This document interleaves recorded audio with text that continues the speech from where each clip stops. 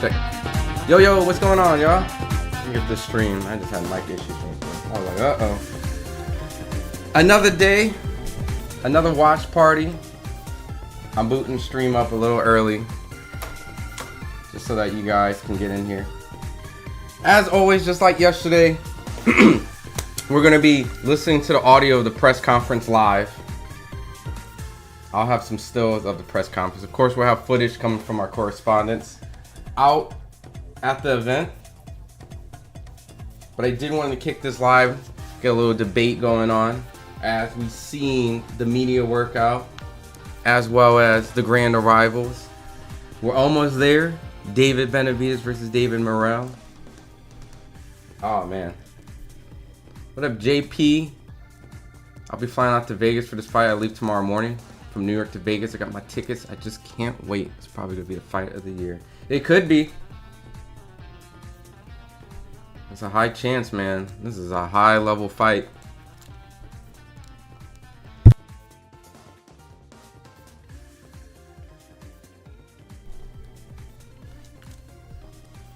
So I'm just waiting for the stream to officially start while I'm getting this going. Let me kick this over. Alright, let me cut some of this music off. What up? What's up, y'all? It's Ron Good over at FightHype. Just a nice little chill, easy stream today. Like I said, we're going to be discussing, listening to the press conference live, seeing if we get some good trash talking going. I know a lot of people were very critical of the correspondent or the host at the media workout, so I'm sure that they're going to have like a Ray Flores or someone different. But while we're waiting, let me get this screen. There we go. Cool. West 7 GOAT Benavidez versus Usyk at cruiser next? I don't know, man. I did ask Benavidez that question. He gave very like a humbling response, right? You know, realistically, it's probably not going to happen anytime soon because the fact is Usyk would have to come down. He's a big guy, and then he'll have to go and test cruiserweight. We don't even know if David's good at light heavyweight. So, but we'll be waiting, you know, to see what he does. You know, this David Morrell fight is going to be a huge test.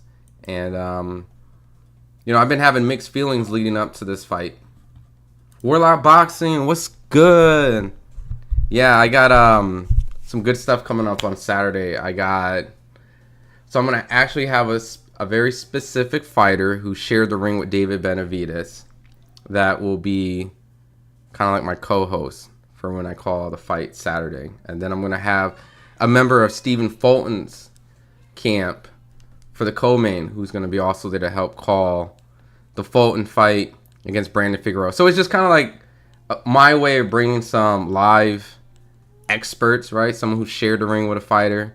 Someone who's worked, knows about Fulton and what he's capable of doing, and you're going to see their reaction, you know? Like, if Fulton's getting his ass whooped, one of his members is going to be watching in real time like, oh, shit, bro.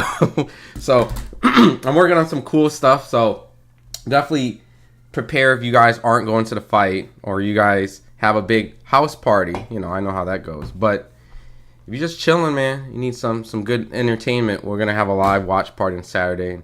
And that's going to be the theme. I'm going to kind of slowly start bringing in people to do live watch parties, right? And get their reactions. It's going to be cool. So, like, imagine if I got, like, the mandatory of a specific championship fight and winner gets the next. And he's not at the fight, but he's watching it. You know what I'm saying? So, that's what I'm going to start bringing. It's going to be really cool. And I'm going to do a test run this Saturday. So, West 7 GOAT. True, my bad. No, I mean, it's not. It's honestly not crazy. It was a question I actually asked David just to get his did you see it while we wait for the press conference to start? I can play it so that you can see his actual reaction. Let me get it up for you. David But how's everyone doing this Thursday, man? Hi. You know, any last minute changes or picks? You know, I'm still picking Benavidez, but every day that goes by, you know, I kind of go back and forth. Money Online Real Makers. What's up, man? What TIM? You're saying what time? You're saying what time the... I'm going to do the whole, like, card. So, so whatever time the whatever the main card starts, money is when I'll be going live. So, oh, what time's the press conference? We're waiting. I mean, essentially, we're going to be listening to the audio portion of it here. PBC has it up on their stream, but it hasn't started yet. So as you can see, stream is still starting soon. It's probably late. You know what I mean? It's boxing, so these things never really start on time. But we're sitting here waiting. How much pay-per-view buys will this bring? Yeah, the final press conference. Yeah, that's what we're waiting on right now. How much pay-per-view buys will this bring? You know what? It's really interesting because it's like, I feel like David Benavidez' first legitimate pay-per-view was with Caleb Plant. Like, that's fair. A guy who's been on there with Canelo, so they got bad blood. I feel like that was like probably going to be his best pay-per-view up to date. But now David is no longer sharing the ring with like an opponent that's been on pay-per-view. He's kind of like his own headline, his own draw. And David Morrell is relatively unknown for the casual. So this is probably just purely off of David Benavidez' fans. It's, you know, hardcore boxing fans too, but this is going to see like what he's capable of bringing. He did it with, you know, Demetrius Andrade, which I don't think did better than Caleb Plant, which makes sense. Like I said, it's Caleb Plant. He's been in notable fights with Canelo. So I'm curious, you know, Morrell doesn't speak English. I'm not expecting this to do like insane, but I do see it maybe if it's lucky cracking maybe 100,000. You know what I mean? Like the numbers that I've seen when we done the coverage, like interviews and press conferences and stuff, doesn't make me feel like the pay-per-view is going to be off the chart. It makes me feel like it's going to be like, can we get this to be like 100K? You know, and I think that's a good threshold for David Benavidez to take a guy who's never been on pay-per-view and yeah, see what he does. So I'm not expecting too much, but that would be considered like a win in my eyes, like if they can produce something like that. But I don't know if they do more than 100,000. If they did something like 200,000, that's incredibly successful. And I know those numbers don't sound as successful based off like 2 million and 1 million Floyd Mayweather and stuff, but for what the type of promotion that this is producing, 100K would be like great, and 200K would be like insane. So same fight, same BS. I can't see Morrell getting a decision. This would be like Lara versus Canelo. That's interesting. That's a good way to put it. You know, a guy that. But the only thing is, Lara like used the Mayweather blueprint safely and kind of fell short. I think Morrell is not going to be like on his toes and not fight at any point. Like Lara was constantly on his toes. I think Morrell is going to sit down at times and he's going to be forced to fight. And I think if it does go to decision, Morrell's going to have to dominate early on, you know, because the second half, even if he loses it, kind of like a Better Beeve and Bivol, I think it will be a similar situation. Unless he hurts him. If he hurts him, he's getting David out. Like, if either guy gets hurt, they're getting knocked out. So, this should be a fight night card, not pay-per-view. Round one, I agree. You know, just basically the market has changed now. And, you know, some of these fights do have to go on pay-per-view.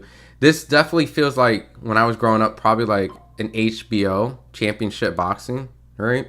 Because, you know, they have interim titles, so you can get it, the championship title. But this definitely feels like, here, let me go throw it back. HBO championship while we wait for this to start. Like, this looks like, and this is no, like, shot at you know, PBC or nothing like. It's just how the market is right now. That's just all. This feels like, boom, hold on, let me zoom up. Like, somewhere along the line, like, it should be like, oh, I don't know if I can. Like, this feels like one of these, like an HBO championship boxing. that leads you to like a pay-per-view card, right? Like this is what it feels like. This is what, maybe if this was like in the 1990s, this would be David Benavidez, David Morrell, HBO Boxing World Championship fight, right?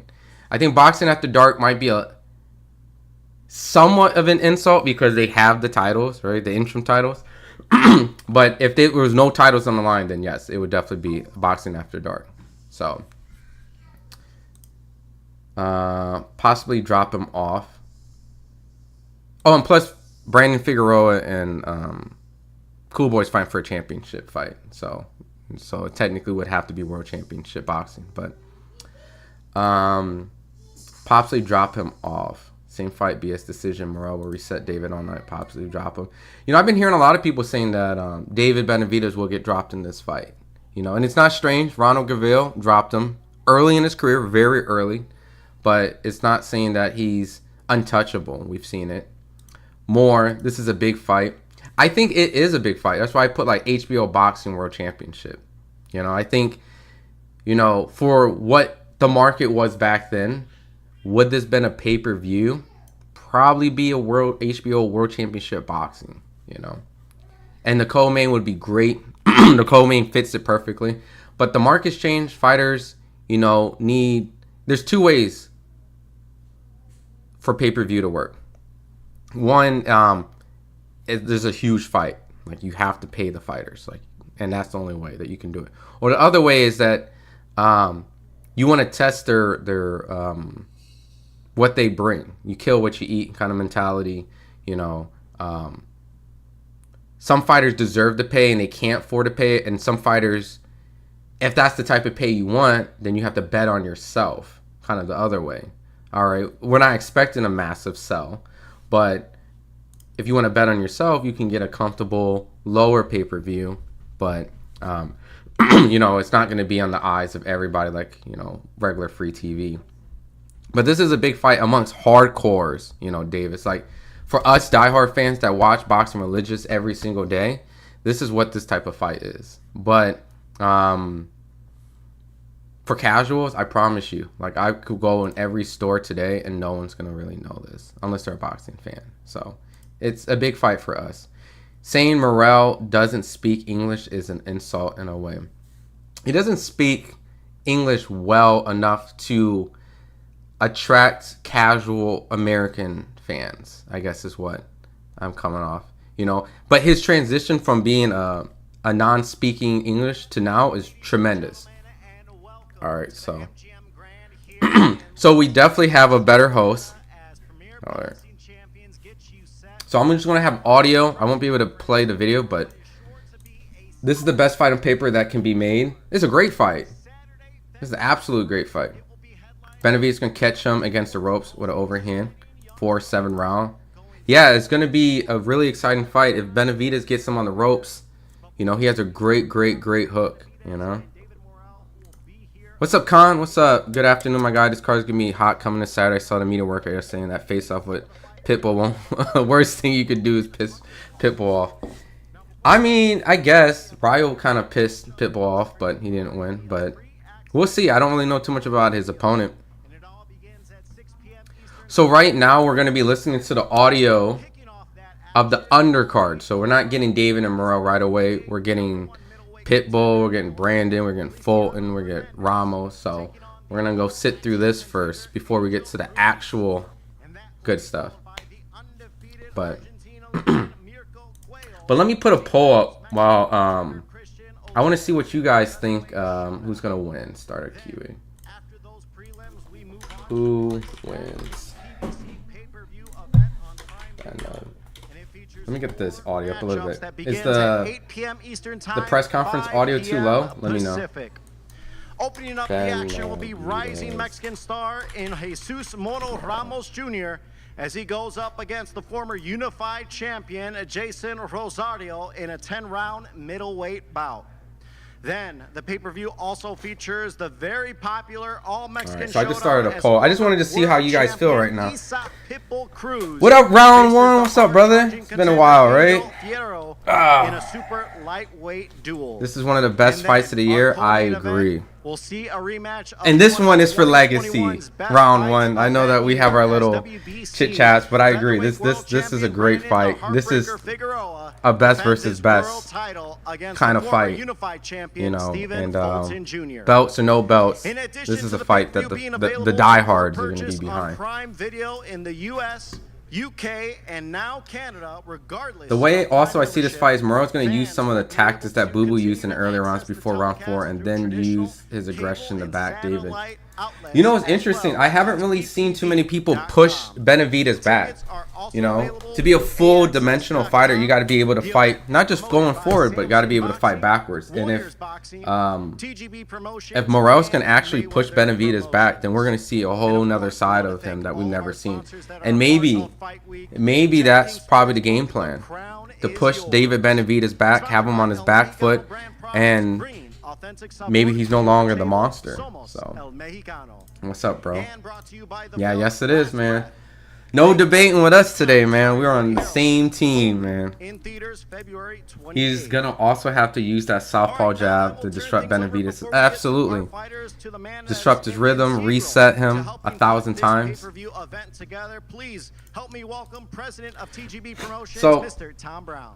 I'm just going to lower the auto just for a little bit, because this is kind of some of the boring stuff. Typically, I would be at, you know, one of these events, and I'm taking this one off. How this whole setup works is like they have like a media room out in MGM. You can see like everyone's all lined up right here. When you see all the interviews from today, this is the area. This is the whole area. They get down. It's like a big room. They have like snacks and food and lunch.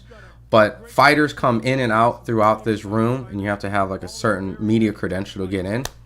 And this is where they do the post conference. This is where they're gonna do the press conference, and then let me double check if this is where they're gonna do the weigh-in. Samson just told me this is gonna be a fight of the year candidate. It's gonna be a great fight. And the winner of this fight will be in line, hopefully, to fight for a world title before the end of the year. Fight week. And then from there we move in to everybody's favorite fighter, fan favorite, fan friendly, Pitbull Cruz, in an all Mexican shootout with Angel. So for the weigh-in, they're actually gonna take this and put it in the actual arena for the fans, I'm assuming. Yeah, let me double check. Wait, hold on. Open to the public. Studio ballroom. Wait, open to the public. MGM. Oh yeah, MGM Grand Arena. Okay.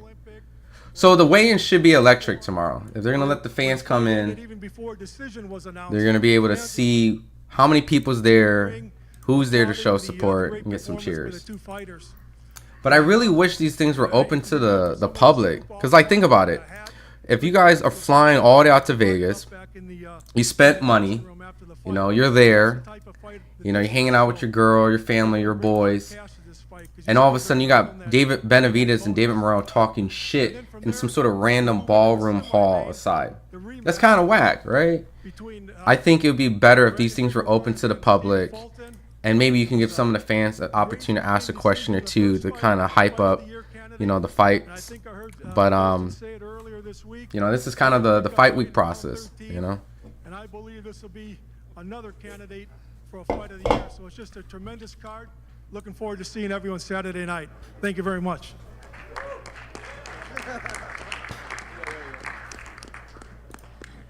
Thank you, Tom. And now let's meet our first fighter, coming in with a record of 18 victories, 13 by knockout, opposite of 3 defeats and 1 draw. He is a native of Culiacan, Sinaloa, Mexico.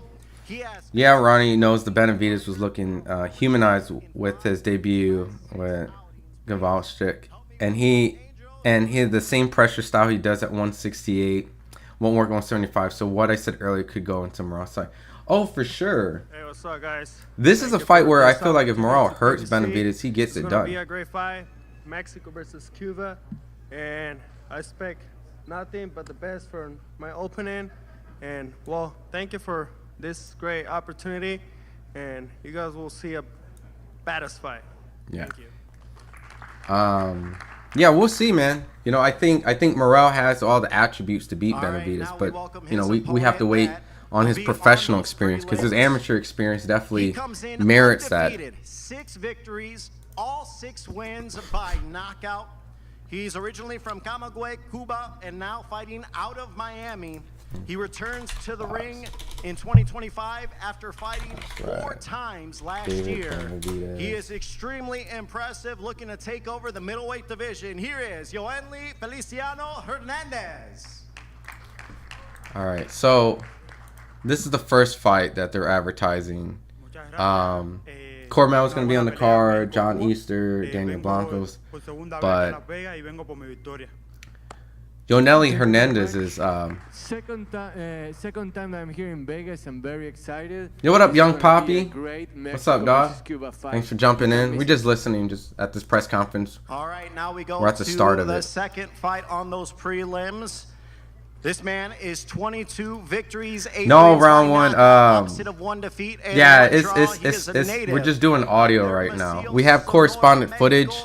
We're just listening to the audio because this is the PBC feed. So we're just pretty much reacting to the press conference live, audio wise.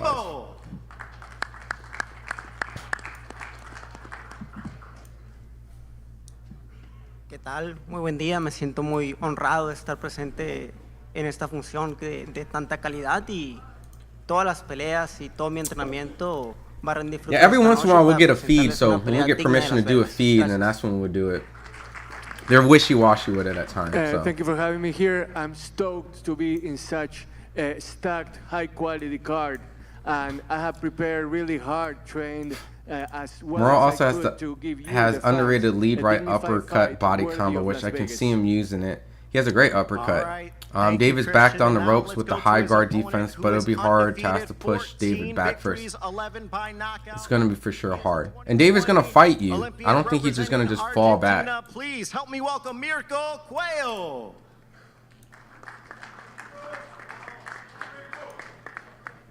Hola a todos, me llamo Who's Mirko this? Cuello, vengo de Argentina y la verdad muy contento de estar acá y Mirko tener la posibilidad de Cuello, hacer historia para mi país. 14-0, from Me Argentina. espera una dura pelea frente a un boxeador mexicano. Muchas Oh gracias a todos. shit. So this guy beat the Hi guy everyone, that my name is Shushu Mirko Carrington Cuello. I'm from Argentina. had a tough fight and with. Suleiman I am excited Sagawa. to be here as well. I'm gonna have a tough fight against a Mexican opponent, but I'm ready to give my all. Thank you very much. All right, now let's hear from those 2 matchups. What up, on Chicago those Kills? prelims. What's First, up, we'll man? start with Hernandez I need and your pick, Ruiz. man. Who you got? And I'll start with Hernandez over here. Who you got, You man? have had You got a Benavidez or fantastic you got start Morrell, to man? your professional career, 6-0. You're on a massive card with a fellow Cuban and David Morrell.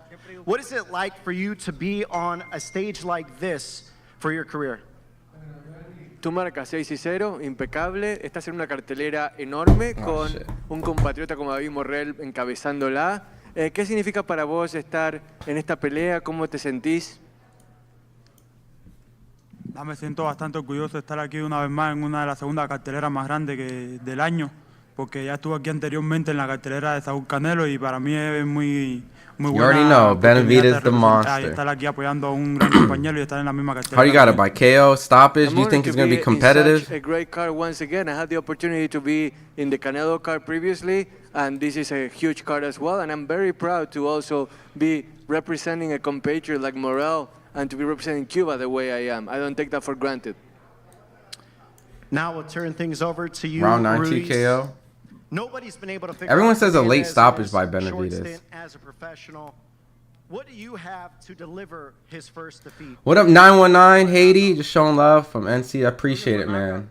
We just prepping for the week. We're just doing some fight week. We're gonna do a weigh-in reaction tomorrow, and then we're gonna have a fight night reaction where I'm gonna have someone who's fought and sparred David Benavidez as one of my co-hosts, and then a member of Team Fulton will be also with us for the co-main. So we're gonna have some actual insight, analytical commentary going on this Saturday. So it's gonna be some good stuff. But I appreciate you. Well, you know, Del 6 no pasa. Del 6 no pasa. Oh, this is not gonna be easy. I mean, it's easy to see, the big bad wolf coming, but when you have him like right in front of you, that's another issue altogether. So watch out. Yeah, I'm definitely gonna check out this Hernandez guy since I know he beat Sagawa. And I released that to what you said a while that to David's it's a sneaky reaction instinct. Whenever his opponent makes a mistake, so Morrell will need to be on his piece. Yo, he's so fast, and when you make like a mistake with Benavidez from the fights I've seen, like let's say he has his high guard and he noticed like you've dropped your hand or just you made a minor mistake, he can capitalize. Boom, he catches you right there, like instant. So he's very fast in a very short mid-range distance where he can actually get a lot of damage off and very fast. Like you've seen it with the Demetrius fight where, he was able to catch him right in between very fast. And he's reading patterns, Benavidez might be losing early rounds and high guard, but he'll start to download. His defense is a little underrated. He will get hit because he's going forward, it's natural when you're pressing. But he's downloading, he's picking up habits, he's pretty much, wouldn't necessarily setting up a trap because, they don't necessarily see the pattern, but he'll read and then he'll start making attempts and then he'll start creating traps and create baiting moments. He might even play a little possum and just act like he's a little bit more vulnerable when he's not. Benavidez is crafty, And not to be careless and go with stay in the pocket too long. Yeah, I agree. Benavidez all the way. This is a good fight, man. It's gonna be a tough fight. Maybe he hasn't seen in his career before. Let's see. First 4 rounds gonna be a barn burner. Once David feels Morrell power and laughs at it, then David's gonna step it up, walk Morrell down. Morrell's gonna fold like a long chair. Yo, if he makes Morrell quit like that, like kind of the trend that he does other fighters, then it's just at this point like, who the hell can beat this guy? Arthur Beterbiev and Bivol, right? It has to be one of those guys, right? Because if not one of them, nobody's beating them, I am very confident in my preparation, both in my past fights, in the experience that I've gathered in my fights in Mexico previously, and I've also I just saw something. You said I gotta root for Team Scoot. Would you say, Khan? Rewrite that, man. I just saw that. I had the chance to spar with Nayo Inoue, so that was priceless. And I'm gonna show you guys how much that has been advantageous to me. Does this guy just say he sparred with Nayo Inoue? Over to you, Miracle. What does it mean to you when you hear something like that, where you spar in one of the best fighters in the world in Inoue? What does that Miracle is the one that beat Sagawa. Going into Saturday night. Inoue? Significa algo para vos de saber que él tuvo sesiones de sparring con Inoue. I'm going to show you guys. Olivo sparred Inoue. And Cuyo beat Sagawa. Got it. ¿Pero por qué? ¿Por qué te da lo mismo? Yo también vengo preparado, hice mucho sparring y Nathan, I can only do audio today. I could care less. I had really good sparring sessions too. I'm ready as well. I'm only able to do the audio. All right, now over to you, Olivo. This is your first fight in Las Vegas. What do you want to show fight fans that maybe have not seen you fight before, especially when you're in the fight capital? Yeah, this is just a live reaction to the audio, Nathan. If you want to watch it, they have it over on the PBC. But if you want to be with your boy, while we wait for the press conference, the main event, the co-main to start kicking off. Voy a ser agresivo, voy a ser certero y no desperdiciaré para nada esta oportunidad. I've come here to win, but I've also come here to win putting on a show. I'm going to be precise, I'm going to be aggressive, and I'm not going to let this opportunity go by me. So everybody's going to know my name in the end this Saturday night. All right, ladies and gentlemen, that's our PBC prelim card, as that should be a great way to start the action this Saturday, February 1st. And now let's move on to our stacked pay-per-view undercard, as we will introduce the first bout for that night. What I mean was, no, you got a rep from Scooter's team. Oh, okay, I gotta say, you got a rep from Scooter. You're gonna watch Brandon put Scooter to Rooster Cage. But that's the fun part, right?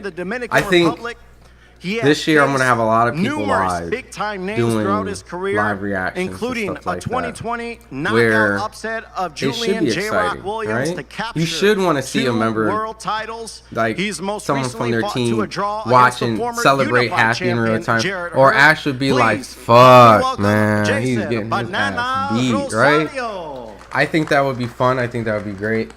That's what we're bringing.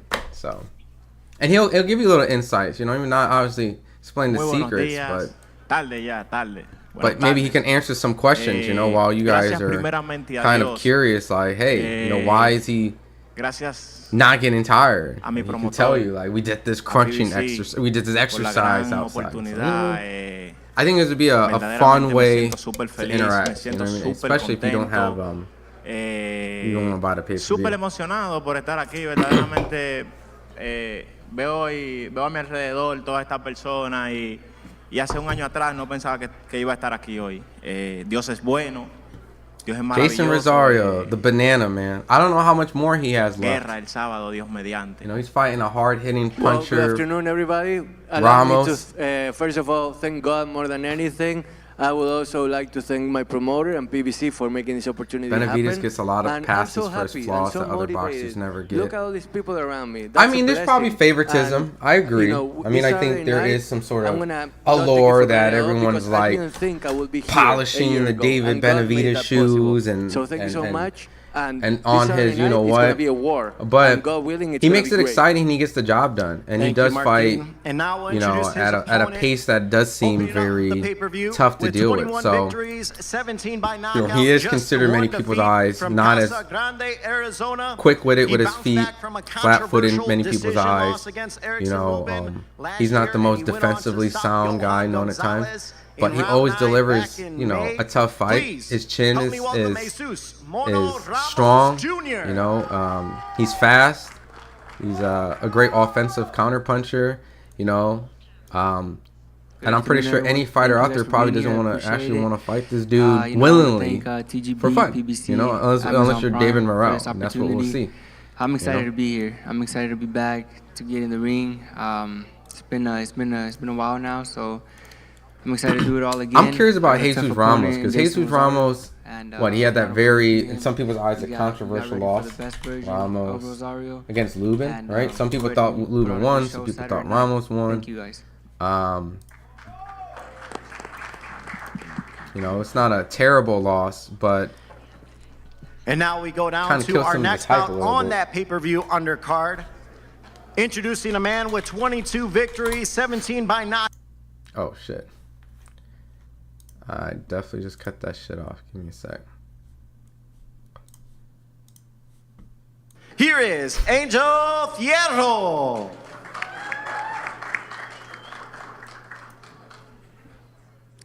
Hola, ¿qué tal? Buenas tardes a todos. Benavidez looks more like a polished Brandon Rios, but they act like he's Duran. Yo, that is very wild. A polished Brandon Rios. Y bueno, que el día sábado venimos a hacer historia y ese día conocerán a Ángel Tachiro Fierro. Gracias. I mean, definitely not Duran. I mean, we can't say Duran. Duran is very technical. I mean, you know what I mean? Like, there's no way in hell. No way in hell. And you know I think people just love his style. You know, it's a high guard, come forward, pressure fighter. But let me see, because it's gonna be amazing. I'm watching some Brandon Rios footage right now. Let's meet his opponent, who needs no introduction. Oh shit! He has 26 victories, 18 by knockout, opposite of 3 defeats foul, and 1 man. draw. Nobody wants to be called he Brandon is a Rios. No Mexico disrespect City to Brandon native, Rios. a fan favorite that has a crowd everywhere he walks in Las Vegas. He is the former WBA super lightweight world champion who captured that title last March with the stoppage of Rolly Romero. There's no way you came up with this analogy. Here is Isaac Pitbull Cruz.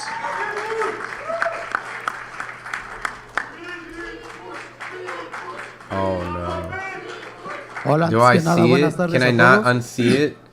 Agradecido a polished Brandon Rios. Con Aljaimon PBC, Amazon Prime, a Sean Gibbons, a Manny Pacquiao, a mi esposo y a mis hijos por estar aquí y vengo por la victoria a dar una gran pelea. Gracias. Don't do this to me, casual. Good afternoon, everyone. Well, I want to thank God for giving me the chance to be here. All right, you might BBC, be on Amazon Prime. If he beats David Morrell, this event. he's not a polished Brandon Rios, man. That's my analogy. Just terrible, bro. So tune in on Saturday night. It's going to be a great fight. If he destroys Morrell, I'm going to unsee it. All right, I am actually hyped for Ramos versus Rosario fight. I feel it's going to be an underrated one card for sure. I'm just worried about Rosario's chin, man. You know, he's been knocked out many times. His chin's been tested a lot and been broken a lot. So he's fighting another puncher, you know. And he's a puncher himself too, but super bantamweight world champion representing pause West Brandon Philadelphia, Rios. Pennsylvania. That's he became wild. a unified champion in 2021 by edging out Figueroa in a heated 122-pound unification bout. And he most recently made a successful featherweight debut by defeating Carlos Castro in September. Here is Stephen Fulton Jr. Why is this not? Alhamdulillah. I just want to say thank God for being here, put me in another great position in life and in the sport. Thanks to Al Heyman, TGB Promotions, Sylvia Owens, Luda Cuba, my team over there. I have one of the best teams in Philadelphia within Bozy Ennis, Hamza Muhammad, Wahid Rahim, my cut man Harvey Estrada, even though he's not from Philly. But thanks for having me. How do you guys like Fulton's chance? I'm more than prepared. Go Birds. I think Brandon might get him this time. All right, now we'll go to his opponent, who is very familiar with Stephen Fulton. This man has 25 victories, 19 by knockout, opposite of 1 defeat and 1 draw. He is a 2-division world champion that was recently elevated to the WBC featherweight world champion. He won the interim featherweight title with the decision. I'm just a little concerned with Fulton, man. Like Fulton, like he seems locked in. I know he's working hard from the people that I've talked to in his camp, but he just doesn't seem happy, you know. And maybe that's a good thing. Maybe he needs to like not be so jolly and so silly all the time, and be angry, have a chip on his shoulder. The heartbreaker, but I do feel like if he do lose this fight, I think not only the criticism that he's gotten from the Inoue fight, which is I don't think it's fair, but it's not going to help his case if he loses this fight. For putting me in this position. Es un honor pelear aquí en esa cartelera tan grande contra esos peleadores tan talentosos. Is Jose Benavidez supposed to be on this card? Yeah, Jose is going to be on this card. To be sharing this card with these talented boxers out here. You know, we put in the blood, sweat, and tears into this, and I feel like this is the new era of boxing kicking off in 2025. Se me hace que esta cartelera es la iniciación de la nueva era del boxeo. Estoy muy emocionado. Le quiero dar las gracias a mi equipo, a mi familia, porque mi familia es mi equipo, a PBC, Amazon Prime, a la prensa que está aquí. First off, second of all, I want to thank my family, which is my family, is my team. Knockout? PBC, Amazon Which fight, Prime, James, you got knocked everyone out? That makes it possible, Luis de Fulton, Cuba, or it takes a lot to put this massive event. David Morrell, I'm just very happy to be a part of this. Estoy muy emocionado, muy contento de ser parte de este evento. Yo sé que México va a estar ahí en la arena. Yo sé que todos van a estar viendo esa pelea, esa cartelera, porque esa cartelera, cualquiera de esos boxeadores pueden ser su propio mini event. And I know that these guys were ready. We're ready to leave it on the ring. It's going to be a great night of boxing. So thank you for the media for showing up, showing out. And yeah, shout out to Fulton for accepting the fight. And hey, let's run it back. Let's get the There's no bad blood with these two guys. There's a lot of respect. So gracias a todos. They're gonna fight like they hate each other, but there's a lot of respect between these two. Someone who trains Brandon Figueroa, his brother messaged me on Twitter and said, told me like, this is like the hardest Brandon's ever hit in looks and in shape. First off with Jesus Ramos, Jason Rosario, 10 rounds in the middleweight division. I'm expecting these two guys to come in at their best. I'll start with you, Jesus. You said recently in an interview you talk about having a big they're gonna ask everybody up here a question. Why do you think this year will be a massive one for you? You know, I'm only just giving like my live reaction reaction to like, you know. I want to start things right. I want to get this David Benavidez, David Morrell shit going. We get a it's all gonna be respectful fight, answers we're gonna listen to right to now. kick off the year in February, and it gives us plenty of time, to work with.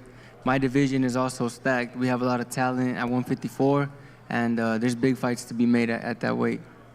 And why was Rosario the right opponent for you to start things off in this new year? The truth is after the Inoue fight, his confidence is for sure broke him. And top of that, he had a shaky debut with Castro guy. I feel like he won't handle Brandon for a long fall. So I do get that vibe too. And he's tough as well. So I'm excited. Felt like I'm when excited I met to see what he brings on Saturday from night. the start of his career. He was and now over strong, to you, Rosario. Tough Philly fighter. You've been a world champion at the highest level. You defeated Julian Williams. You fought big names like Jermell Charlo, Erickson Lubin. And I know do you believe your experience fighting those guys, being a former world champion, will be a factor Saturday night? Or is he doing it for himself? Jason, and I know he says he's doing it for campeón unificado. Has tenido grandes peleas contra Julian Williams, contra Jermell Charlo, contra Lubin. Sentí que la experiencia va a ser el factor clave que marcará la diferencia a tu favor este sábado por la noche. Bueno, como decía ahorita, gracias por me siento súper contento, súper bendecido, de verdad, tú sabes, súper emocionado. Creo que lo que me va a llevar y lo que me va a dar la victoria es el trabajo que yo hice realmente en el campamento. Trabajé como un animal, trabajé como una bestia. Me olvidé del dolor, me olvidé de las quejas, de que quiero ver mi familia, de que quiero ver mis hijos, de que quiero ver mi mujer. Me olvidé de todo eso y me enfoqué en el trabajo. Creo que eso es lo que me va a dar la victoria. Primeramente que Dios, porque sabemos que si Dios dice que no, es que no. Pero creo que Dios primeramente y luego ese trabajo que yo hice en el campamento. This is my thing. I'm super excited, super blessed. What Bozy is, he's gotten a lot of criticism for taking a lot of fighters and creating like kind of an offense first style. I know that Andy Cruz I wanted to see them, but I knew I kind of. Why? I mean, he had a tough opponent, so I'm not gonna say that it wasn't gonna be tough regardless. But Andy Cruz. It's still transitioning. There's a lot of room for improvement. But he was very offensive. Duran has been criticized in his last two fights. Fulton was, criticized in his last fight. So I will be curious to see how they will make the adjustment. Yesterday at the Grand Arrivals, Rosario when the competition said that he plans to. I mean, Fulton's been fighting probably the best competition amongst both of them at a consistent basis. So Fulton's shown grit for a very long time. I mean, but that's what he's supposed I'm curious to how say. Duran's going to look against Stanionis, and then how Andy Cruz deals with like but it doesn't matter until we tactical get in that ring. power punches. You know what I mean? That's when it really matters. That's when I want to see him try to rip my head off, because that's when it counts. Now, you also said recently, you are going for the knockout and you plan to do it in tremendous fashion. Why do you believe that you have to unnecessarily have staying in the that type pocket of too long, performance? trying to prove cases that he can't. It's with just these hard part of who 112. I am now. That's just Philly. That's like how Philly fighters are. You know what I mean? Made a lot of changes that in was the issue with like Chavez and Medrick Taylor. That's me. Medrick Taylor fought Chavez when he could have just boxed him. I want to give the fans knockouts. So easier said than done, of course. Him, like I told him, it's just that's my style from now on. You want to fight. My approach to every fight. Fighting culture. So all right, over to you, Rosario. If Fulton prediction on boxes, Saturday night. He'll have how a better does it all chance, go down? But Brandon's going to make that really hard. Ramos. He's going to try to run through him. Que no es nada personal, pero te quiere noquear. You like Fulton in this fight, or you just like Fulton as a fighter? I like Fulton as a fighter. No, mi hermano, I think he's going to be in a very tough fight. His rematch is not going to be mucho pensamiento hay aquí en la cabeza del hombre, tú sabes. That's good. Fulton doesn't deserve to hate with the resume. Absolutely not. I never understood the Fulton. Just because you lose to Inoue, like you're just gonna forget, like you cleaned out practically the division. Fulton wiped that whole division out minus fighting MJ. And he won MJ. Yo nunca he hablado de esta forma, pero yo estoy 100% seguro y confiado primeramente en Dios que mañana, el sábado, 1 de febrero, va a haber una gran sorpresa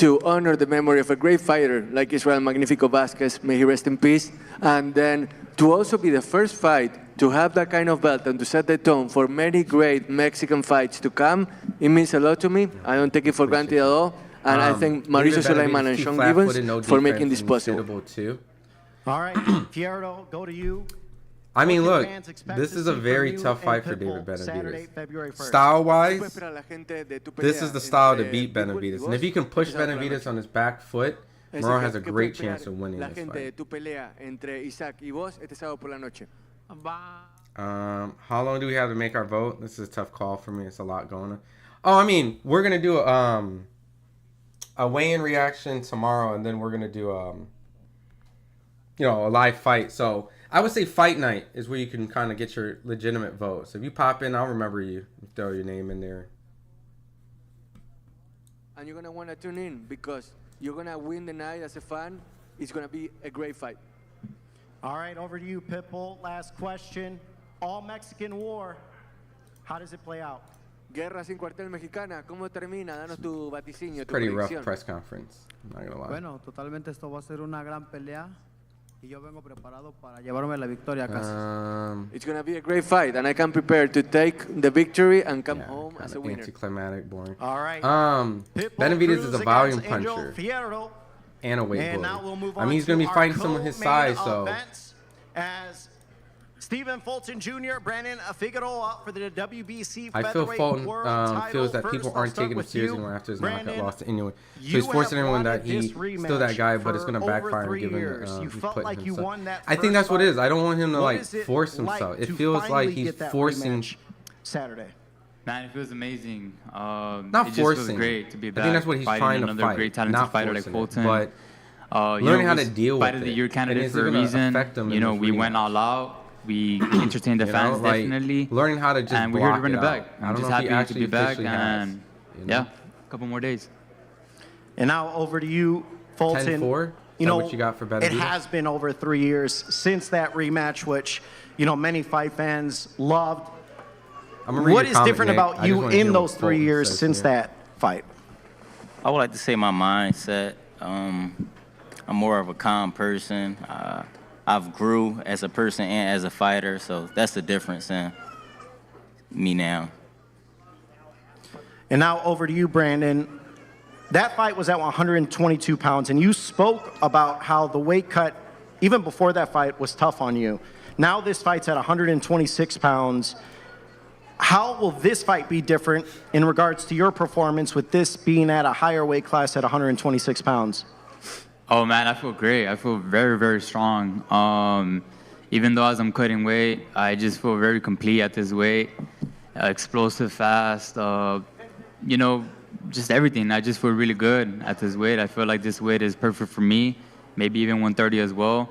But yeah, I'm just very, very confident. And 122, man, it was very tough to make. A lot of people ask me how do I make 126, but it's my discipline, hard work, and yeah, I just can't wait to go out there and for him to feel that power.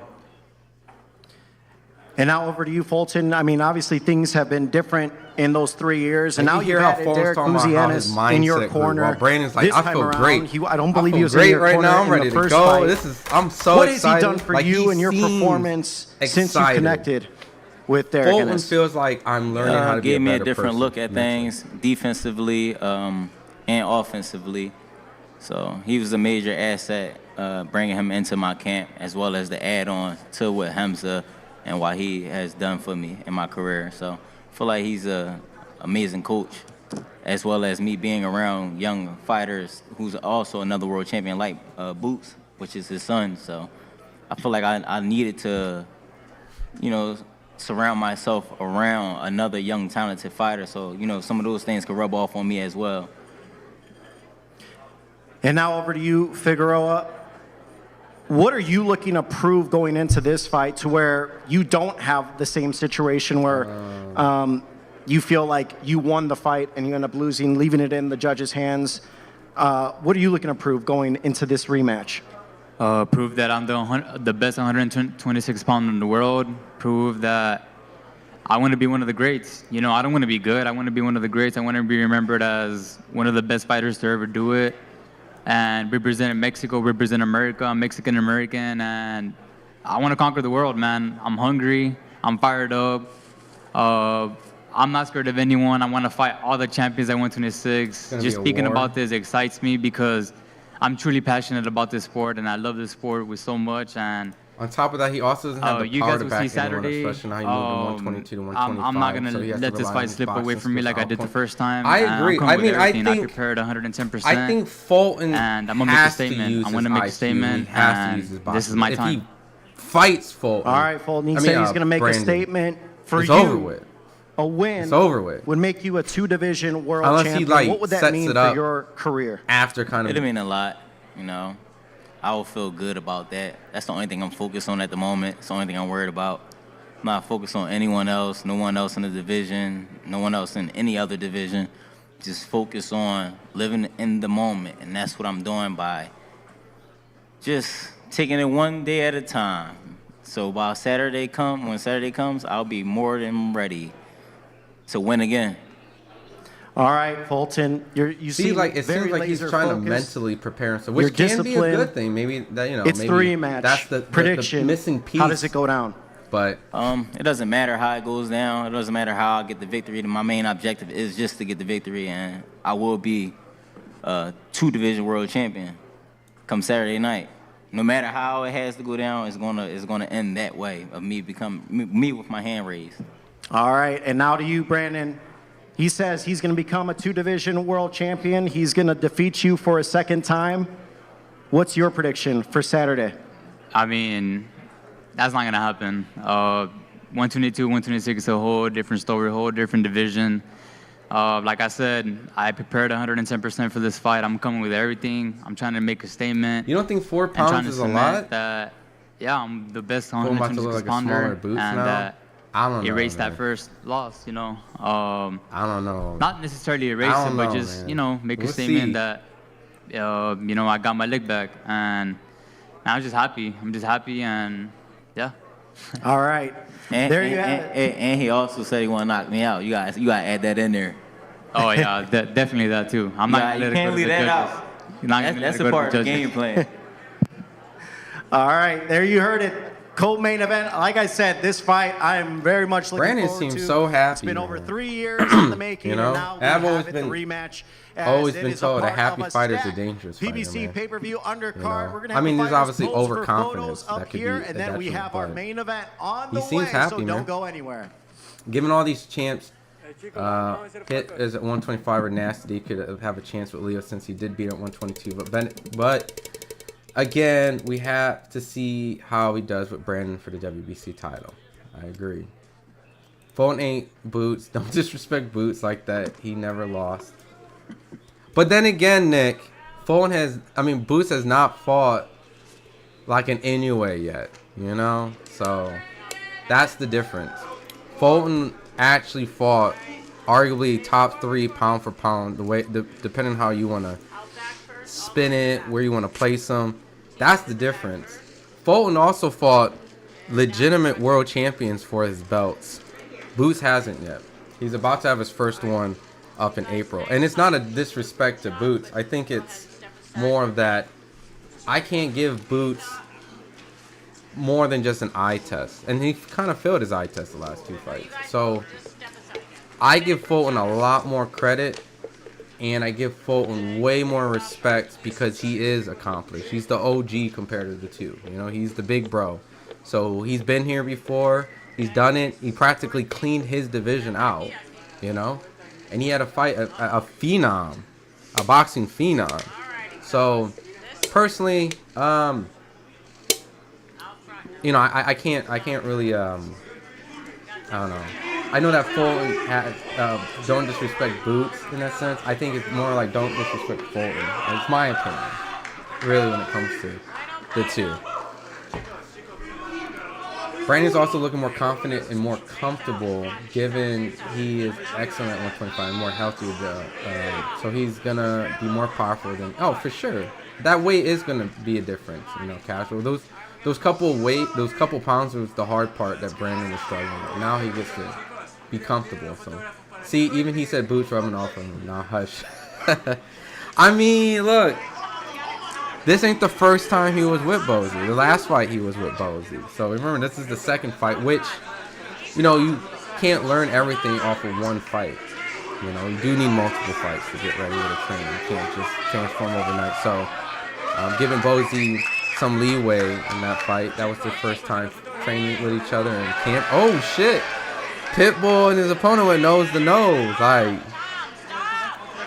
oh, they got okay. I guess Pitbull is pissed.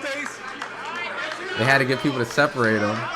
But you know, I ain't really gonna shit on Pitbull's opponent. I don't really too much, but I don't really know Pitbull's opponent. Like, I have to really do a box rec homework. I can't just look at him and be like, I know you. You know? So Pitbull, you know, you gotta get this guy out of there and then on to the next, man. You're at this level now where you need to kind of start fighting people that we can at least go, I know who he is. At least on a marketing side. Maybe he is a good opponent.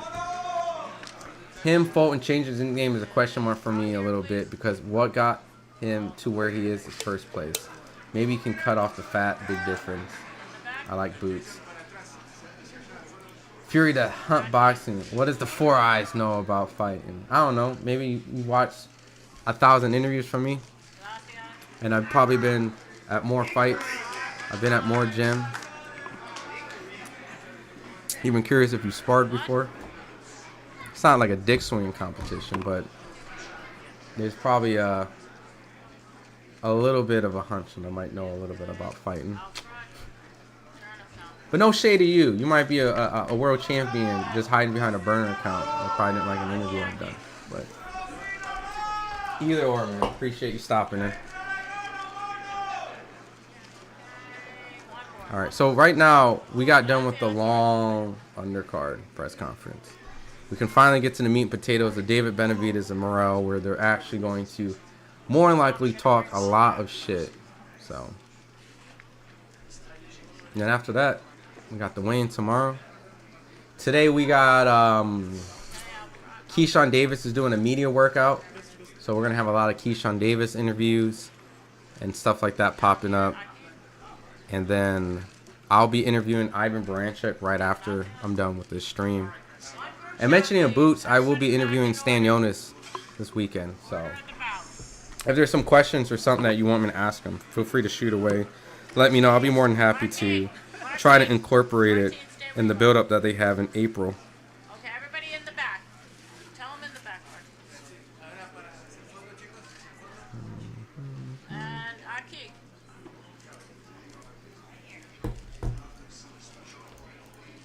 Down here, one more down here, then right here.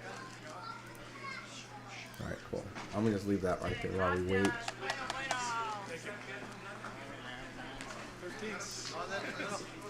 But yeah, like I said, on Saturday, I'm going to have a member from Cool Boy, Stephen Fulton, that's going to be here as a co-host. And then someone who sparred David Benavidez would be also my co-host coming up. Let's pull these back. We're going 6 inches. Together. So we're going to have some legitimate insight when we call these fights on Saturday. Once again, ladies and gentlemen, we'll be back with our main event fighters momentarily. All right, so we'll be waiting. Whoever with WBC. All right, so main event press conference will be coming up soon. In the meantime, we do have some, I still can't unsee this, polished Brandon Rios comment. That's some high level debauchery right there, man. Let's see. There is a Bozy in this interview that we can watch while we wait. Running at a little weight now, so we might talk to us about how this cat is different.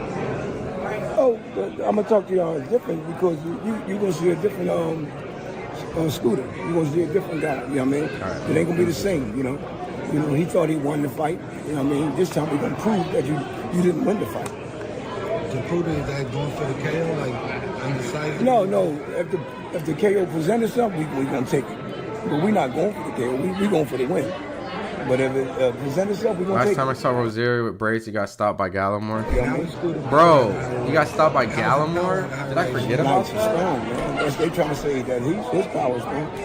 His power that was early on in the career, right? Sitting down with the punches. We worked on a lot of different things, just like they said he worked on boxing now. He's going to be a boxer now. Oh, my God. Once he get hit, he's going back to his old style. That same coming at you. So we prepare for that. And I know last time he was disappointed that he was on the prelims. He were some prelim games. How do you keep him grounded to getting back to co-main and his big card? Oh, all you got to do is stay focused, man, and think about the next fight. You know what I mean? Stay focused. Focus on that. Don't worry about what the media are talking about or what they're saying. You know what I mean? Just focus and train hard and do your thing when the time comes. Bose, so, Steven's last couple fights, he's been busy. First of all, let's actually talk about that. Steven, coming off the loss, I know he was disappointed, but he got right back to it, and he's been pretty active. Can you talk to us about that a little bit? Like, has it been his plan to, have multiple fights a year? Like, what's his goal? What's his end goal? His goal is to stay busy and win these titles, man. You know what I mean? Stay busy and win these titles. That's the goal. That's his goal right there. You know what I mean? Stay busy and win these titles. And show him that he's supposed to be here. You know what I mean? Just, what up, yo? I ain't gonna say your full name, man. No Diddy. This is gonna be a really good card. I think it'll be a fun card. It doesn't make a difference. You're gonna see something new or something different. I think it's gonna be a fun card. His last couple of fights, they've been probably more competitive than he's liked. I'm sure as a trainer, you weren't the most excited because Steven's been engaging. He's been bringing the action. Yeah, what do you? Go ahead, come to fight, man. You know what I mean? A lot of times, man, people are talking about you got to box, you got to do this. Sometimes you got to fight to win. You know what I mean? You can't box all the time. This fight, what do you? And I know you can't reveal the game plan. Bozy look like the type you just don't roll up on. Hell no, bro. I got you. But what do you do to keep him from getting into like dangerous exchanges, or like what do you tell him that keeps him like away from that mindset? Well, see, the thing is, most important is your defense. And, you can get in exchanges all the time. As long as you catch them shots and come up with the shots. You know what I mean? That's what we're working on, mostly on defense. You know what I mean? Instead of, standing there and, getting hit you right there catching them shots. You know what I mean? Most important. You'll see when the time comes. Bose, just last question for me. How excited are you for, and I know I talked to you a little while ago about this, but how excited are you for Boots to unify against Stanionis? Well, guess what? That's what we've been waiting for, and that's what we want to do. We want to unify, and then we're going to unify whoever comes next, and then we're going to move up. Any message for Stanionis, Ken? No, Stanionis is a good fighter, man. I don't talk about them fighters, man. The fighters can fight. They're good fighters, man. But Stanionis can't beat my son. That's the message. You know what I mean? It's going to be, man, you'll do a fight, but he can't beat him. You know what I mean? Also, I forgot to mention that if the fight was on HBO, I see the bout being on HBO After Dark series. Given, I see the same level as when we had Tony versus Jarrah, Tarver versus... But that was HBO World... You can't do that. Like, same card. That was definitely not HBO After Dark. Because if it's a World Championship on the line, it has to be HBO Championship Boxing. Right? But I get what you're saying. If there's no championship... There's 2 championship fights. I know this is a unification of interim titles, but this is considered a World Championship fight.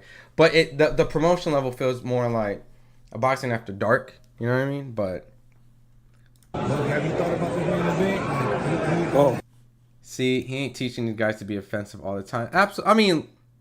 I mean, look, you're raising points. Maybe Andy Cruz wanted to be more offensive.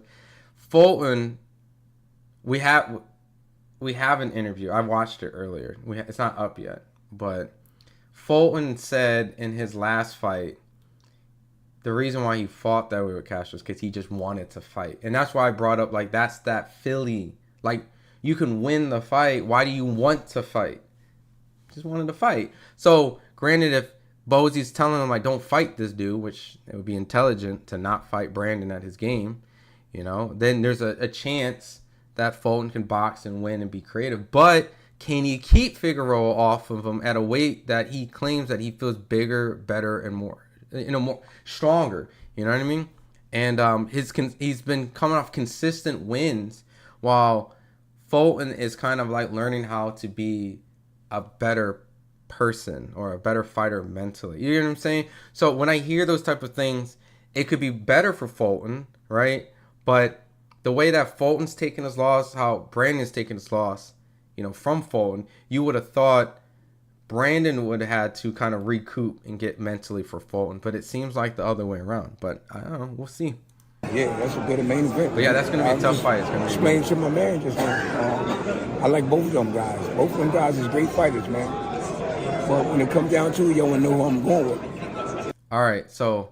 First, it is now time to meet our fighters. You want to watch the rest of the Bozy? First up to the stage with the record, 11 victories, 9 by knockout, I just wanted that no on defeats. as a sneak He is a peek Cuban native who moved to Minneapolis to begin his pro in career between. in 2019. So this He will is be a audio standout only, in just because, Cuba's obviously, storied amateur scene. this is just a After reaction winning the title to at the stream. 168 pounds, the Not the 26-year-old actual debuted at light broadcast stream. heavyweight in August, defeating Hot Rod Halijic to capture Pitbull the and Angel WBA face-off was title. intense. Here Yeah, is, that's. accompanied by I mean, you know, Ronnie Shields and Louis they got some DeCubas pride, you Sr. know. of Warriors Boxing. Pitbull tends to get pissed off anyways. Morrell Jr. All right, let me read the last couple of comments while we wait to listen to the audio. Figgy, yeah, Bozy's old school. He was a former boxer and still got hands. The new Philly version of Floyd Mayweather for sure. Senior. Yeah, I mean, he's trained 2 other sons too. All right, and now Figueroa may get stopped if he empties the tank. If he gets tired, maybe. Maybe. Fulton hasn't looked the same since the England fight. He's broken mentally. He is undefeated. That's what a lot of the people two-time say. world champion representing Phoenix, Arizona. Yeah, what the angry casual He said is is true, because in Andy's fight with Omar, Bozy was really strict in telling Andy not to fight and just box, though he could have KO'd him. You know what's interesting? Maybe Bozy is giving the right advice, but his fighters just want to fight, and it's really more of him being frustrated, like, stop fighting them! Damn it!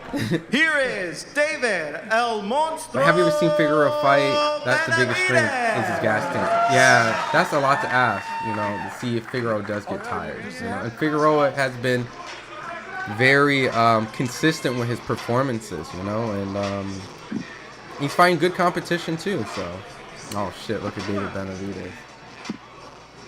I stopped at a still right when he like look at him.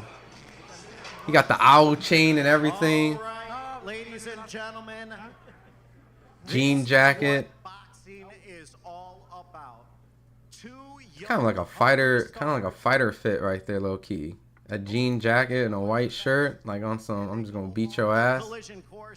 All right, let's get the audio up and running. I want to hear these guys talk some shit before we go. Exciting stars going toe-to-toe in their prime. Also, like I said, I'm going to be interviewing Ivan Branchek later on, so if you guys got to ask a question, Keyshawn Davis' opponent, David Morrell Jr. let me know. Meet in the center of the ring at T-Mobile Arena for both Benavidez' interim WBC and Morrell's WBA light heavyweight championship belts.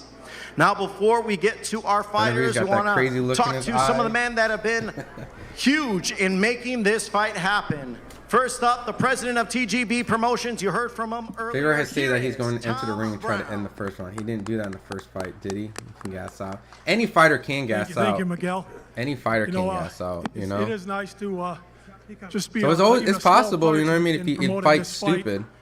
Both fighters' promoters are some of my oldest and David dearest Morrell friends smiling. in the game. Ooh, he confident, Liam man. Margulis and Louis DeCubas Sr.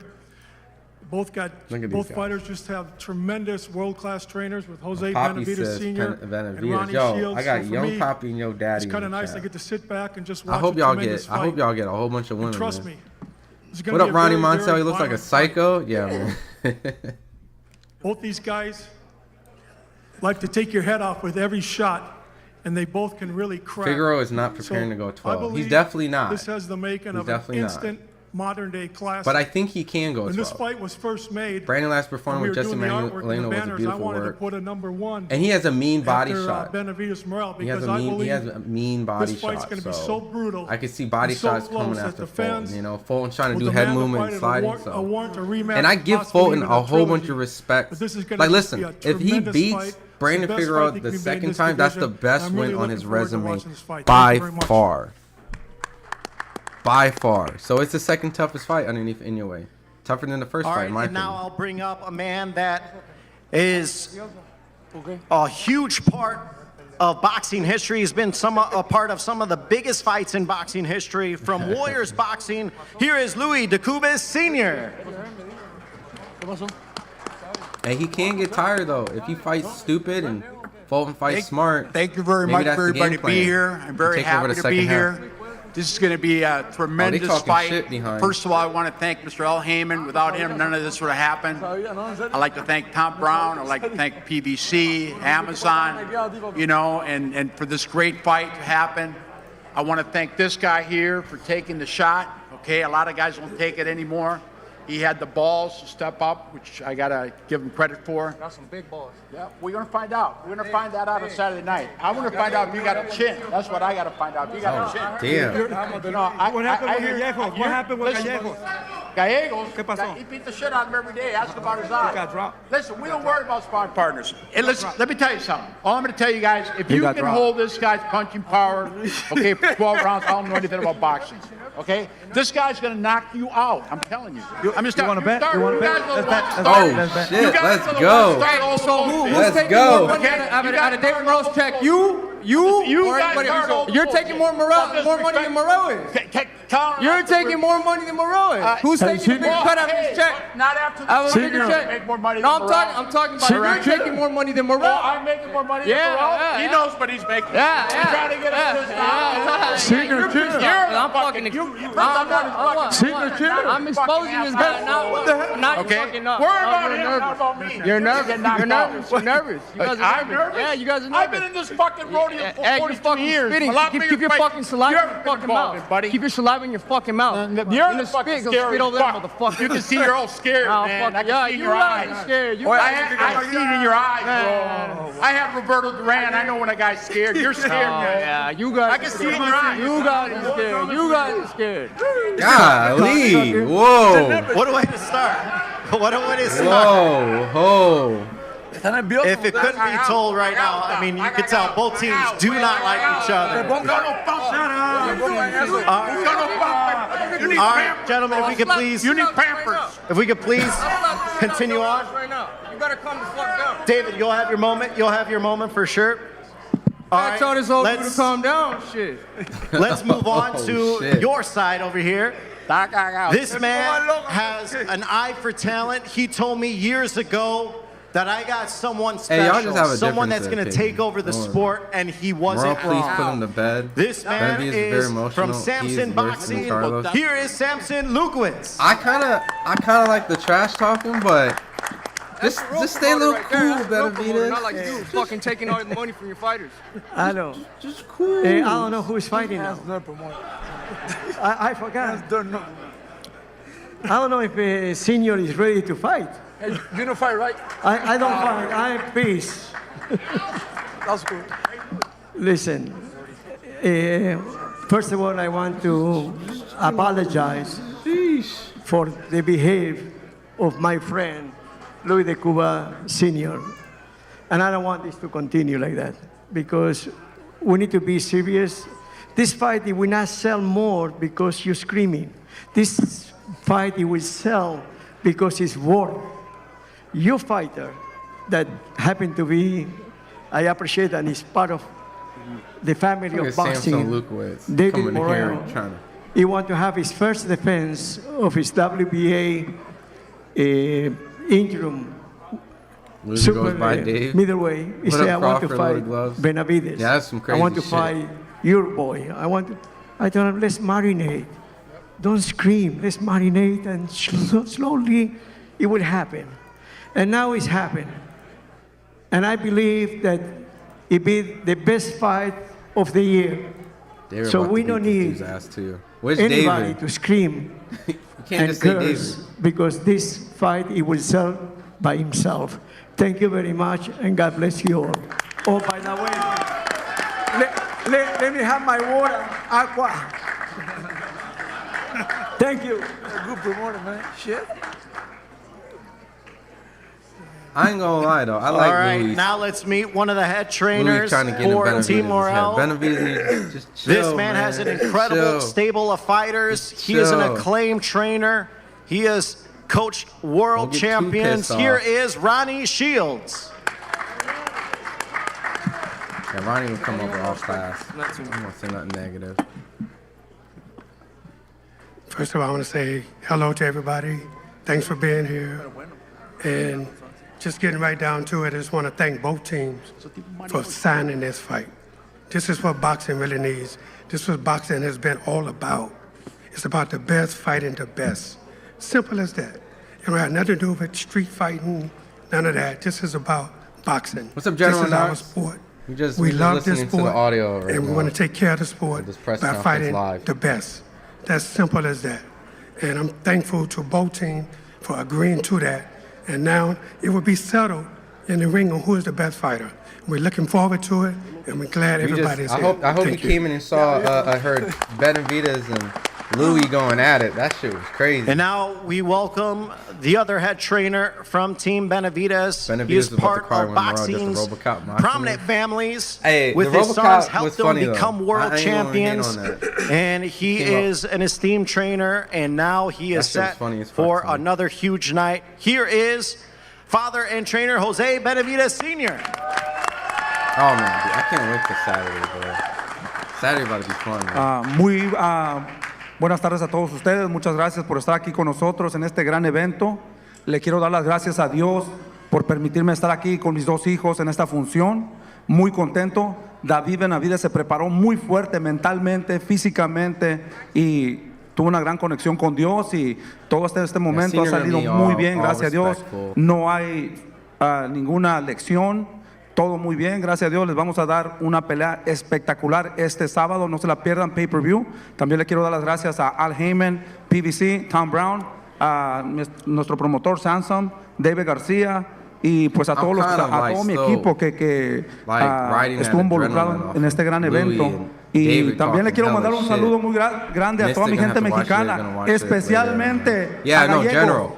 Con el buen trabajo que hizo con este payaso de aquí. Saludos, Gallego. And Louis went at it, bro. Like, they went at it. All right. So, first of all, good afternoon, everyone. Thank you so much for being part of this event. I really appreciate it. I want to thank God, first of all, for allowing me to be in this event with my two sons. That means a lot to me.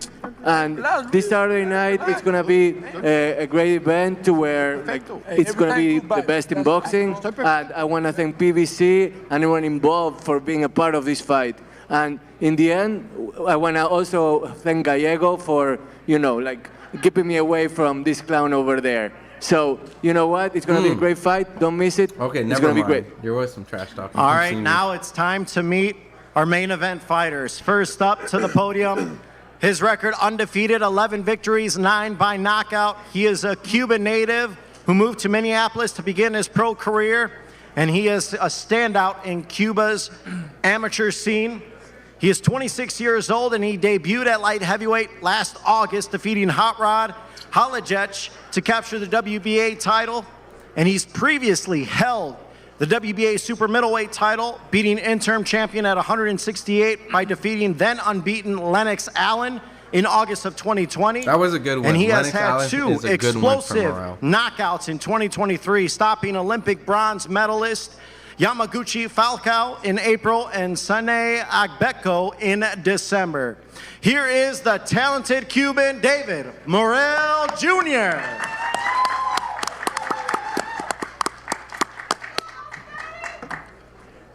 Primero que todo, quiero decirle gracias a todos por venir, darle las buenas tardes a todos y también gracias también por estar aquí. Well, thank you everyone for being here. Good afternoon. I appreciate you being here. También darle gracias al equipo de Navidad, Samson, por esta gran oportunidad, por aceptar la pelea y que todo esto sea posible. I want to thank Team Benavidez and Samson for making this fight possible. It wouldn't be possible without you, so I appreciate it. Sábado primero va a haber un gran espectáculo, una gran guerra por lo que están viendo. Prometo darlo lo mejor de mí y así va a ser el sábado primero. Saturday, February 1st, it's going to be a spectacle, and I promise you that you're going to see the best of me out there. You're not going to want to miss it this Saturday night. También quiero darle gracias a todos los que han hecho esto posible, PBC, Amazon Prime, a Hermon, The Cuba Family, a mis dos manejadores. Y nada, esperen amor y como siempre digo, peace and love. Don't get too emotional. I want to also thank PBC, Heyman, Amazon Prime, my two managers, everyone that made this possible. And like I always say, peace and love. All right, now let's introduce his opponent. 29 victories, 24 by knockout, undefeated. A two-time world champion representing Phoenix, Arizona. He's the reigning interim WBC light heavyweight champion as he defeated Alexander Voidstick back in June. He had a huge 2023 that saw him defeat Caleb Plant in March and then Demetrius Andrade in November. He has been a hugely avoided fighter. Here is David El Monstro Benavidez. First of all, I want to thank God for everybody, for allowing me to be here. You know, I'm really happy. I want to thank my wife. I want to thank my father, Jose Benavidez, my brother, Jose Benavidez Jr., Samson Lukowicz, David Garcia, Al Heyman, Luis Cubas Jr. Benavidez about to drop and, the F-bomb. All right, let's count how many times. Here. I'm very excited for this moment. You know, I've been getting ready extremely hard for this moment. I've trained extremely hard, and now we're ready. You know, now we're coming with all energy, not like this fucking pussy right here. Oh, this one. Peace and love.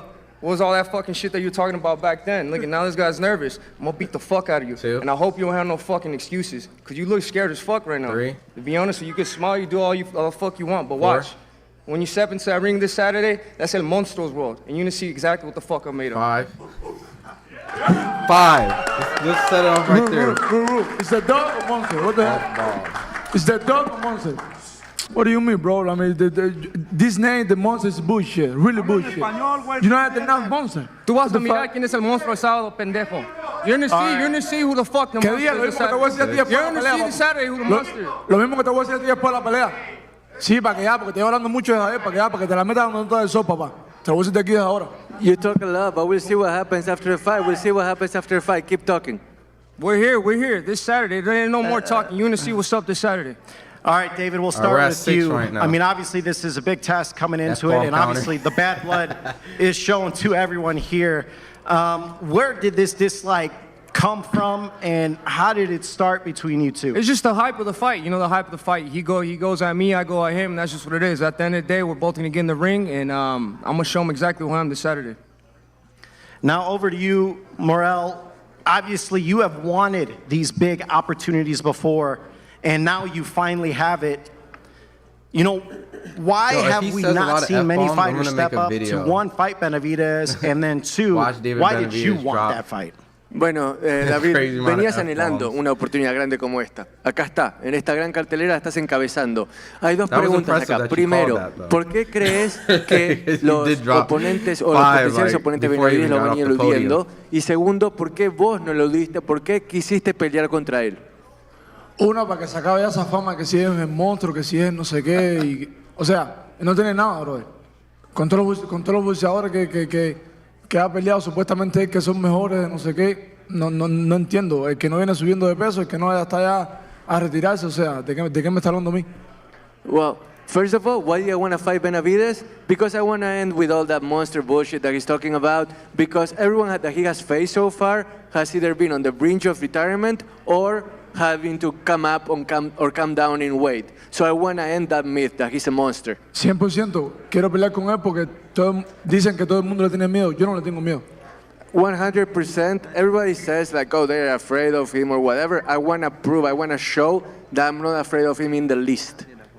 David, what do you have to say where he says, you know, I want to end all that monster myth real, right, that Kingdom? you have behind you? I fought way better fighters than him. Everybody that I fought, they say the same thing. They don't have nothing, they don't have defense, they don't hit like that, this and that. But where are they all at after the fight?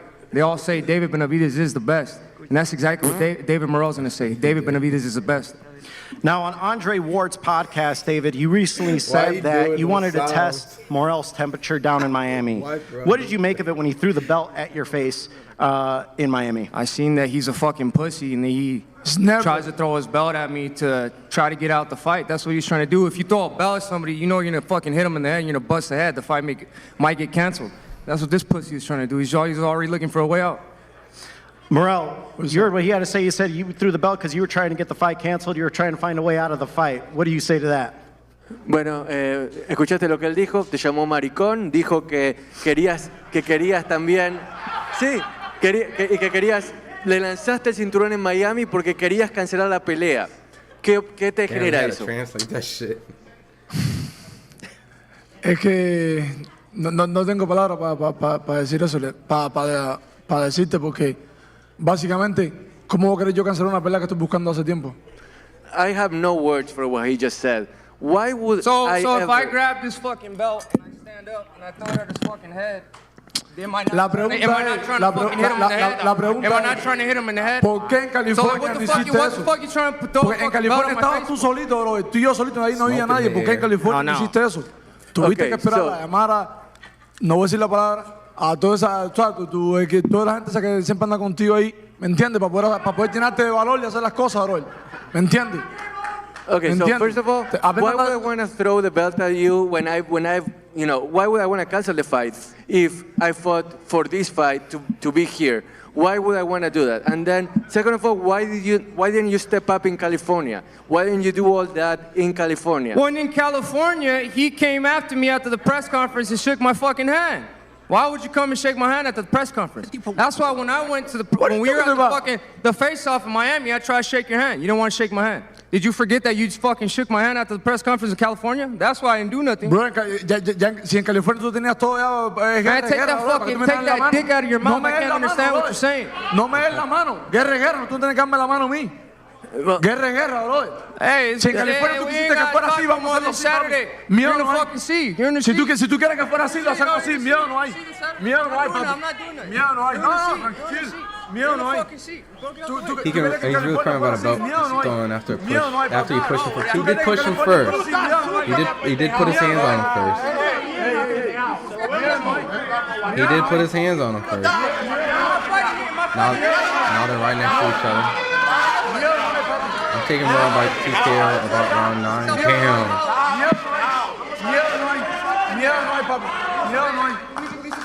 Saludos a Callejo y ese Luis de Cuba ya que se siente. All right, gentlemen, we can grab our seats so we can continue on with the presser. We have a lot of people here. Morrell Jackson. Yo solo los pencos son los que están peleando. Mira aquí si no hay.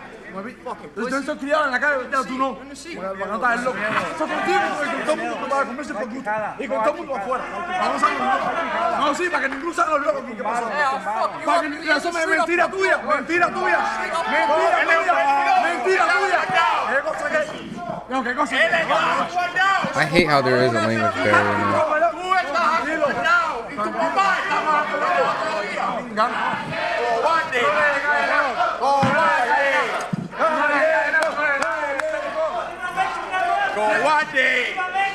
Tienes que mencionar un nombre más. This Saturday, I'm gonna give it all in the ring and I'm gonna leave fucking David Morrell flattened out on the fucking floor. Ustedes ninguno son de acá ni pinga ninguno. Están nerviosos, tienen miedo. No, me saca. No saben la que se me Maricón me saca a mí los condados, no quiere guys know what time it is. David, Morrell, I want to ask you, obviously it's clear you are very animated in the build-up to this fight. We've seen you in previous fights, you've been nowhere near this animated going into a fight. What made this different? Tu nivel de hostilidad en esta pelea es muchísima más que en cualquier otra pelea que te hemos visto tener. ¿Qué es lo que te hace estar tan animado y por qué llegaste a estos niveles de hostilidad? Porque le voy a partir la cara, por eso. ¿Porque te miente en la cara? Ya, porque lo bueno es que lo voy a reventar. Ya esto se fue más allá de los del boxeo. Acuérdate lo que estoy diciendo hoy. Well, because he's lying to my face. I'm gonna bust him up. Remember that. It's as easy as that. You don't disrespect me like that in boxing. Oh, I want to see what he's gonna do. I hope you had a good training camp because I don't want no fucking excuses after I knock you the fuck out. Dice que no quiere excusas después de que te noquea. Benavidez, we've seen you go into fights with a lot of animosity towards your opponents. You know, Caleb Plant, Darrell. And you always perform at the highest level. Do you like going into a fight when you have a major dislike towards an opponent? Yeah, definitely, because I'm going in, I'm going to try to hurt him every single round. You know, I have the strongest fighting spirit in all of boxing. You guys will see exactly who El Monstro is this Saturday. Morrell, David has said he is going to, quote, break your face. What do you have to say to that and what he plans to do Saturday night? Bueno, acá Benavidez dice que te va a romper la cara. ¿Qué tenés para responderle sobre eso? ¿Y qué vas a hacer vos este sábado por la noche? I'm making that video, como dije, la verdadera escuela cubana boxeo lo que le esperaba el sábado, tranquilo. No, you're going to see what I'm going to do Saturday night because if he thinks that he's going to break my face, he has another thing coming. There's going to be war out there. Every time Él está Benavidez drops a que todos los boxeadores le tengan miedo, que todos los boxeadores le corran. Conmigo no es así. Espera, ¿cómo? Or should it be F-bomb or should it be swear? Every time a que todos le corran y conmigo no es así. David, you're used to everybody being afraid of you, and I'm not one of those. I'm not going anywhere. Back to you, Morrell. This is your first time headlining a pay-per-view. What have you been doing to handle all the attention that this fight is bringing? I mean, I know you have your head trainer, Ronnie Shields. He's been a part of some of these big fights. Who have you been leaning on for some of this experience and all the attention that's coming with this fight? Bueno, ¿en quién te has respaldado para manejar todo lo que es la presión, todo lo que es los focos que están en vos? ¿En quién estás respaldado para manejar esa situación? ¿Cuál presión? What pressure? There's no pressure, there's no spotlight. I don't feel pressure. O sea, no entiendo cuál es la presión que todo el mundo habla, de que si por las luces, de que no sé qué. Bro, todo el que sabe boxeo, el cubano se adapta a lo que sea. Look, there is no pressure, there is no spotlight I'm afraid of. Anybody that has ever seen Cuban boxing knows that we're up for whatever. We're not afraid of anything. And now over to you, Benavidez. What message are you looking to send to Morrell and the rest of the division Saturday night? They're going to see I have nothing else left to say. They're going to see this Saturday. I'm not the one to be playing with. Like, chill, Benavidez. All right, Morrell, emotions intact. Final question, prediction. Saturday, February 1st, what happens? Bueno, yo hablar a vaticinio, David. Decinos cómo termina esta pelea, qué va a pasar el sábado por la noche. No, la pregunta es que no va a dejar de pasar el sábado por la noche, que es el knockout 100% de David Benavidez. The real question is what's not going to happen this Saturday night. Everything is going to happen, and I'm... Oh, shit, what the fuck? The real question is what's not going to happen this Saturday night. Everything is going to happen, and I'm... What's going on with this? Out David Benavidez. Did their stream just stop? The real question is what's not going to happen this Saturday night. Everything is going to happen, and I'm... Oh, yeah, the stream just... Their stream! Yo, what the hell? Yeah, their stream. I'm looking at the chat. Everyone says, damn. Oh, my lordy. Their stream's down. Down goes there. I don't know. Their stream is lagging. Yeah, their stream is lagging, Young Poppy. See? Hold on. If I can show you. Hold on. See? 100% knocking out. I think it's all right. It's back. David Benavidez. Same question to you, David. Oh, their whole stream just skipped forward. All right, so we just missed final words. Yeah. Normal PBC issues. The fuck? Stream crash. Their stream literally is done. Like, their audio is done. I don't know what just happened. Bennett nervous, cashing out Benavidez for the fuck. Yeah. Right, Quick Sloth? Like, yo, even their stream doesn't even have audio right now. I don't know what's going on. Ay. Well, it looks like the end of it. Yeah, their stream just kind of... But all right, so check this out. What do you guys think about that press conference? Because their stream's all whacked up right now. So I'm gonna cut this. I want to go back. I want to go watch this again. This was crazy to me. This was crazy. The stream back, but no audio. Yeah. They already did their face off. We couldn't even see their face off. It was already cut. This is what I want to watch again. This is what I want to watch again. Because this was crazy. I didn't expect to see this. I thought Morrell and Benavidez was going to go at it more. But, you know, DeCuba Sr. and Benavidez going at it, that was crazy. Promoters directing pro fighters to steam back out. Yeah. And listen, let me tell you something. I'm going to tell you guys, you know this guy up to par. This guy's going to knock you out. This was crazy. This part was crazy. If you say he's too emotional and scared, go watch Pressure with Plant. Very cringeworthy. Morrell always cool and calm, collective, but you know this is Benavidez' nature of just kind of being pissed off at anger. He's taking more money. I mean, I got a nose check. You guys, you're taking more Morrell than more money than Morrell is. You're taking more money than Morrell is. Who's taking more money? Not after this one. You never make more money than Morrell. I'm talking about. Hey, Morrell Jackson, Con. He likes it personal so he can hurt them.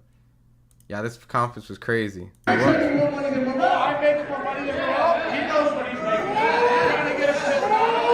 Secret truth.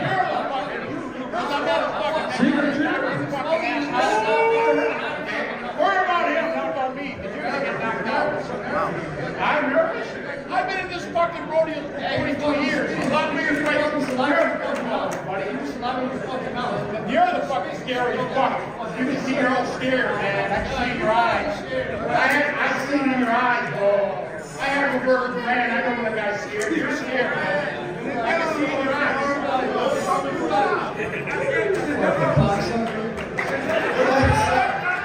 Damn. That was wild. That was wild. I didn't even expect to see DeCuba just go off like that. I wonder why. Like, I wonder what triggered him to want to be like this malicious towards Benavidez.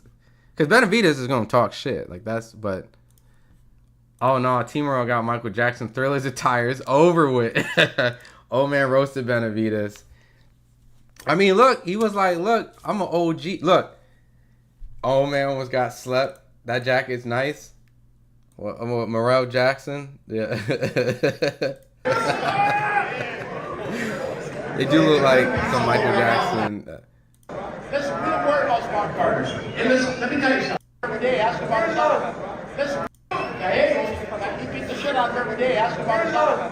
Listen, we don't worry about smart partners. Hey, so Morrell and Diego Pacheco sparred each other, low key though. Like that's what I got, and he said he beat the shit out of him every day. Ask about his eye. He beats the shit out of every day. Ask about his own. Listen, we don't worry about smart partners. And listen, let me tell you something. I'm going to tell you guys, you know this guy up to par. Okay? Hey, so someone got to come up to Diego Pacheco, if that's what they talking about. Ask, look, is it true that David Morrell was beating your ass every day, brother? Is this true that David Morrell was beating your ass every day, Diego Pacheco?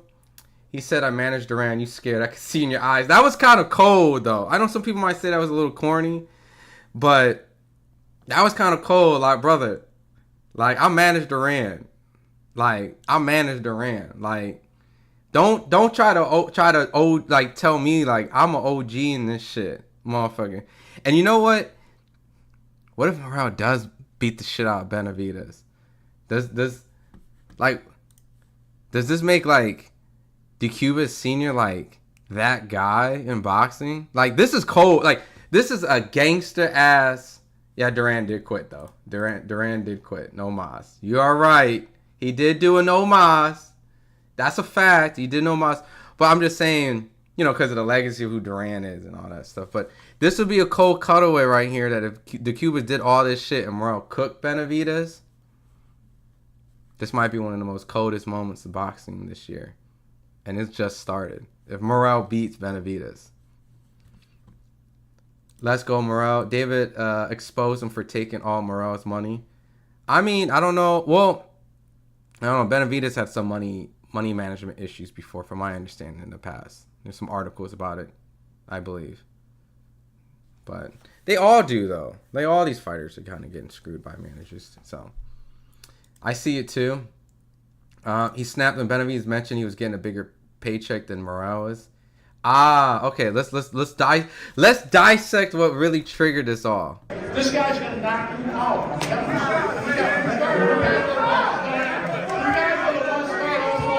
taking more money. I mean, I got a nose check. You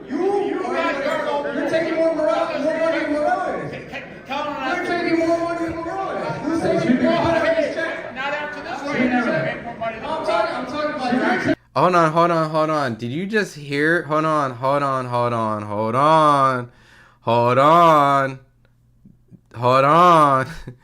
DeCuba said not after this fight he'll start making more money. Hold on. Did I just hear DeCuba admit that he's gonna make more money than Morrell for this fight? Did I just hear him admit this? Let's listen carefully one more time. Not after this fight. Not after this.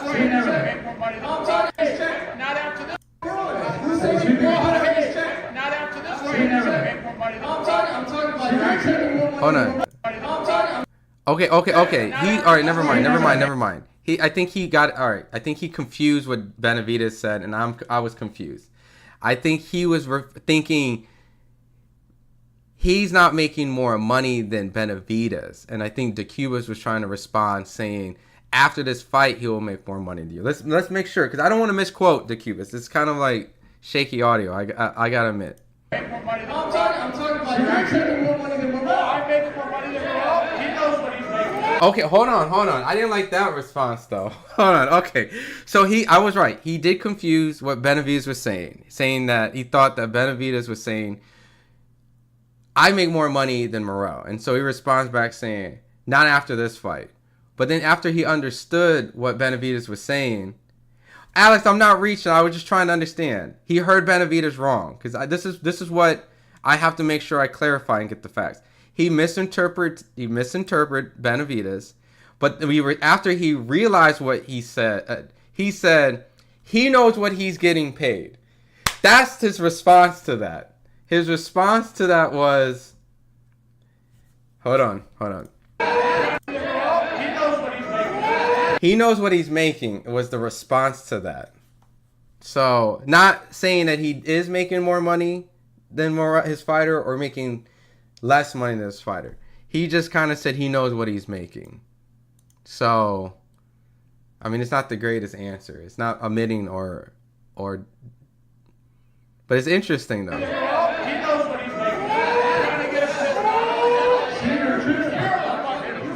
Okay, so that's when he really got mad. That's when the cursing really began.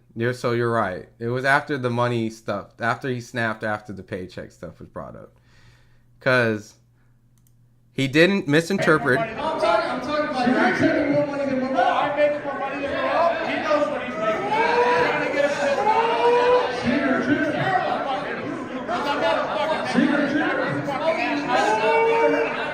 worry about him, not about me. If you're going to get knocked out, I'm nervous. I've been in this fucking rodeo for 44 years. Hey, yo, Benavidez low-key actually cooked him now. After realizing that he didn't misinterpret, he changed the narrative. Good spin by DeCubas. Okay.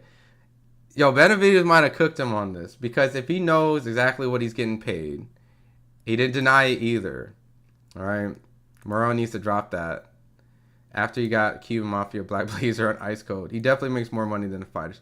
Yo, that's just crazy. Like, all right, factually, I can't say it's true or not, because, you know, he's essentially deflected by saying he knows what he's making. But the concept is that this is Morrell's biggest fight on a pay-per-view fight, right? And Benavidez is insinuating that you are going to make more money. You're going to make more money than your actual fighter. And kind of chuckling and pointing at him. And he goes, he knows what he's making. That's a wild-ass statement. So the promoter is making more than Morrell. I can't say he is. You know what I mean? Because it's not factual based off what... He's just saying he knows what he's making. But it insinuates. No, man, I'm a big Benavidez fan, but goddamn, man, he was so nervous. In this interaction, I kind of was trying to be like, yo, Benavidez, chill. But now I'm dissecting the dialogue between the two. It really seems like Benavidez is the one that was playing the mind games. Like, bro, Benavidez won this exchange. At first, I was kind of concerned a little bit. Like, you know, yo, chill out, bro, chill out. You know, you showing a little too much emotion. But I'm really seeing DeCubas was triggered in this whole entire interaction.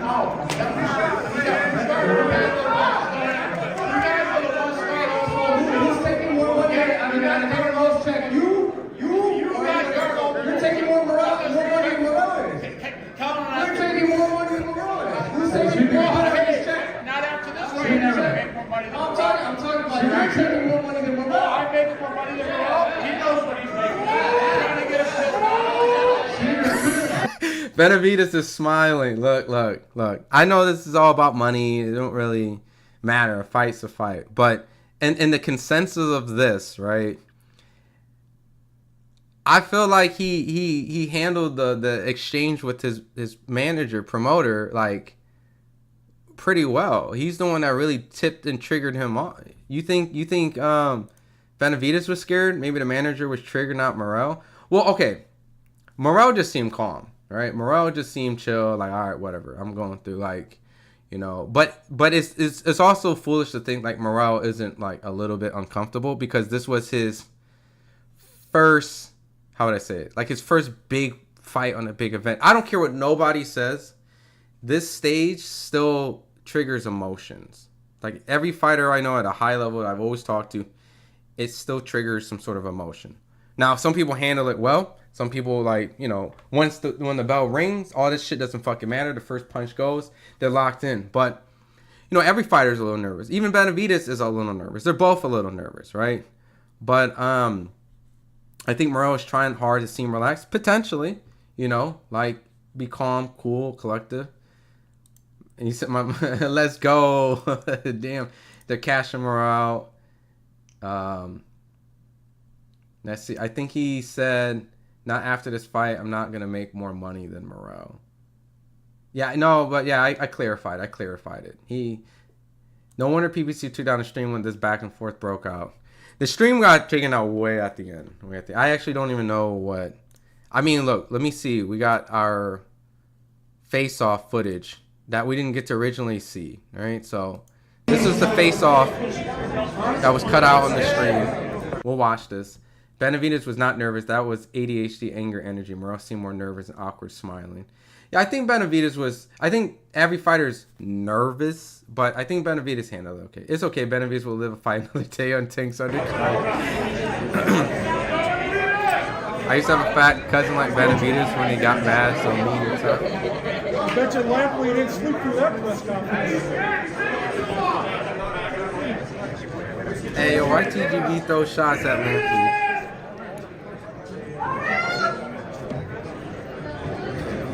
I'll laugh if Benavidez, wow, what a name, gets whooped. Alright, we're body experts, right? Body language experts. Let's see our attempts, alright?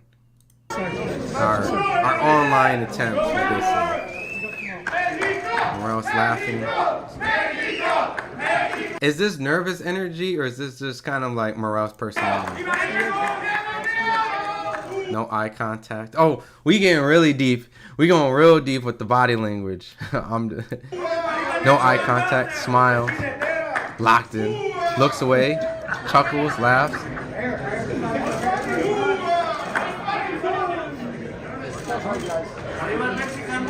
Not looking. Looking down. Looking away. Unfazed. Doesn't want to give eye contact. That's why you don't want to look at me, you fucking pussy.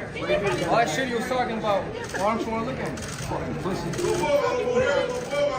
pussy. Morrell's funny, but I do sense a little bit of like a little nerves. Not saying that that's going to be the reason why he loses the fight or wins the fight, you know, or whatever the case. Like at the end of the day, skills pays the bills. But I do feel like Morrell is trying not to engage purposely with the face-off. I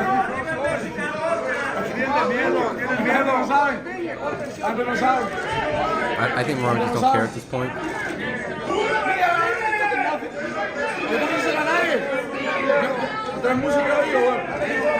Looking down there. Tom Brown hamburger ketchup on his face. You're terrible, bro. Morrell's nervous. He's trying to play it off. When has Morrell done any of this? Yeah, Benavidez won the face-off. Let's go. That's more like it. Look. I'm going to play it back again. Once again, skill paid the bills. We didn't get to see the face-off because the stream cut off. But, you know, our guy, Kevin Garcia, shout out to Kevin. He was on the scene. So we can actually watch the face-off. Morrell scared. He definitely doesn't give me that face-off confidence, you know?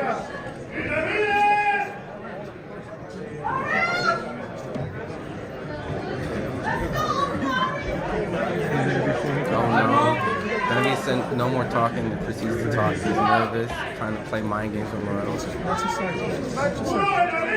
Alright. Typical setup for face-off. Smiling. Dances. Shakes head, looks at him, looks down, slowly looks back up, chuckles. Benavidez locked in. He looks away, chuckles. Is this Morrell just like kind of like, nah, I'm over this shit. This shit's stupid. Or is he actually like not trying to get engaged with Benavidez?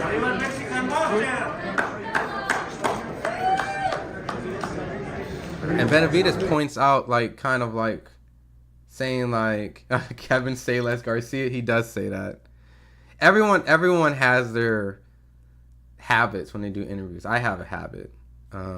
But yeah, he definitely says say less. You fucking pussy. Why you don't want to look at me, you fucking pussy? All that shit you was talking about, why don't you want to look at me? Fucking pussy. Están grabando la presión, bro. Antes no saben. Antes no saben. Antes no saben. Yo no quise a nadie. Morrell is unexperienced. David takes the dub. Not gonna lie, Morrell purposely ignored Benavidez in the face-off. So, no nerves is what you're saying. You just kind of just intentionally like whatever. Don't make fun of people's faces. Yeah, I don't know the TGB Tom Brown situation. That's why I was like, wild. David Benavidez takes the dub. Nah, Morrell just don't care. He's laughing in Benavidez's face. Okay. Bet on Benavidez by stoppage. It goes 9 rounds. If I box like Morrell, I'll laugh at him too.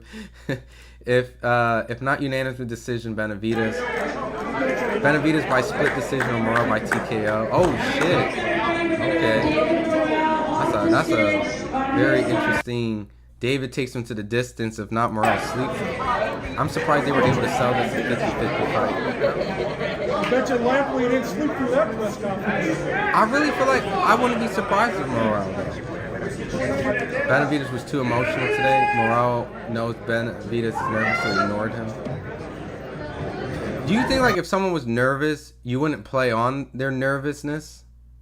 Like if someone was nervous, right? If you guys were doing a face-off, someone was nervous, wouldn't you want to antagonize and poke at it? Or would you just kind of like, oh, he's nervous. Okay, I'm just curious. Like, is that what you would do? Because I feel like I would poke at them a little bit more. And I would kind of troll them a little bit in that sense. Benavidez is street rat, street thug, in my opinion. Damn. Benavidez looks scared. What? Benavidez. Morrell by KO. I like Morrell by stoppage. I'm starting to see a lot of Morrells, man. But the votes... 282 still got Benavidez. You think that's just a popularity vote going on?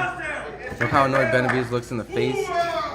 Benavidez by KO. I think Morrell is going to be tired from the body shot. Now Benavidez looking mean in the face.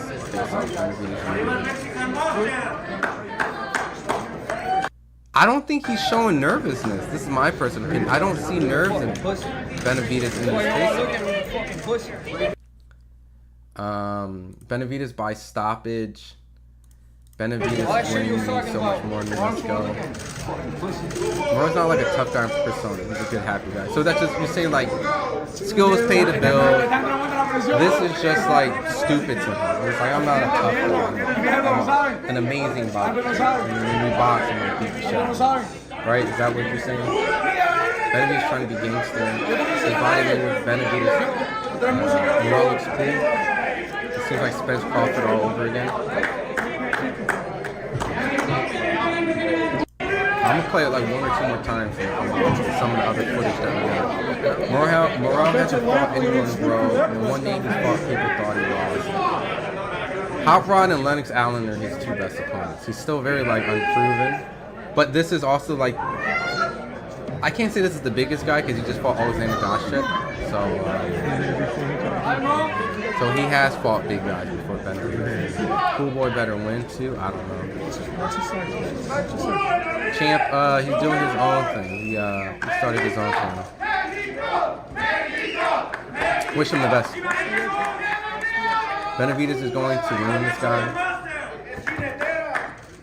Morrell wasn't even Benavidez' first option to fight, but after backlash for the original choice, he was unwilling and hyped himself up to fight Morrell. I mean, I don't think this is ideal for Benavidez. I don't think Benavidez wanted to fight him. Who you got, Figueroa, cool boy? I got Figueroa right now. I think Fulton's battling a bigger, stronger Brandon Figueroa coming off of consistent performances while he got dropped in the last 2 fights. Battling mental game. So, I think it's going to be a tough fight. Now Benavidez on man time. It's time to fight. He's pumping himself up. All you that bet on Morrell willing to bet you $100 each who wants to bet. Ooh, Fernando! Ooh, he wants to smoke. He's fighting a true big man. An athletic, high amateur background. You know, I think he only has like 2 losses in his amateur background. You know how crazy that is? He has like 100 and some wins and like 2 losses, Morrell. That's a hell of an amateur background. That's like on some Lomachenko shit. You know? I bet you Lampley didn't sleep through that press conference. 20 pay-per-view sales. You're a hater, Big J. Morrell, 100%. They need to play that Jello song, Tweaker. You're terrible. Benavidez is emotional in every press conference. I agree. That's kind of like his mantra. I think Angry Casual came in and it was like, let's start an F-bomb counter. And within the first speech, Benavidez dropped 5 F-bombs. Even Andy Cruz said Morrell is always happy and dancing. He's kind of like Benavidez where it comes to face-off. Maybe this whole entire, like, what if this is a Manny Pacquiao vibe? Like, what if we're getting, like, you know, Manny Pacquiao don't give intimidating face-offs, and he always laughs. And, you know, he's not nervous, and he comes and beats the shit out of you. What if this is his, what if he's exhilarating Manny Pacquiao energy right here?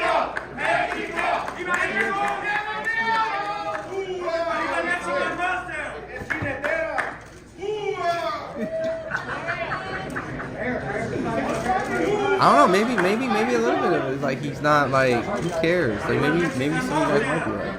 Benavidez is shook, Morrell is under his skin. I do think this is the second biggest, like, I mean, this is David Benavidez's second most heated that he's been in a fight, right? Like, Plant was very emotional, like, all over the place. And, you know, he looked like he was losing in the beginning of that fight. And, you know, I that's why I was saying, like, earlier when he was, like, going back and forth with DeCubas, just control your emotions. Like, control your emotions. Get it together. You know what I mean? I know the big bad wolf, the monster, you know, you like to trash it, but just don't let it carry into the fight. Because Morrell's style is going to be elusive and tricky. He's not a come-forward fighter. He's not going to be stationary. Like, just make sure it doesn't translate into you being frustrated in the fight, because I don't think Morrell's going to be a sitting duck, you know? He didn't carry the power well. Figueroa by stoppage. Yeah, I got Figueroa. That's BS. Benavidez wasn't like this in his last fight. He wasn't. I was at his last 2 fights. Very cool, calm, collective. You know, the Plant fight, obviously there was a lot of emotions in there, but, you know, that was bad blood. This gives me, like, how he kind of felt with, like, the Plant fight. And on Morrell's side, I feel like Morrell's side feels like it's kind of forced a little bit. Like, why are you trying to be really mad at me? Like, maybe, you know, his management team's mad. Look, his team's very confident. DeCubas is in the back laughing. You know, Ronnie Shields is laughing. But is that nervous laughing? I think it's confident laughing. I think they believe in their man. I think they legitimately believe this was a bad matchmaking for Benavidez. I do think Benavidez is trying to get under Morrell's skin, and he looks annoying when Morrell doesn't fall for it. That's a good case. Kind of when I read your comment, Happy, maybe he's not purposely, like, maybe that's part of the plan. Like, whatever. He's going to talk shit. He's going to get mad. Let him get mad.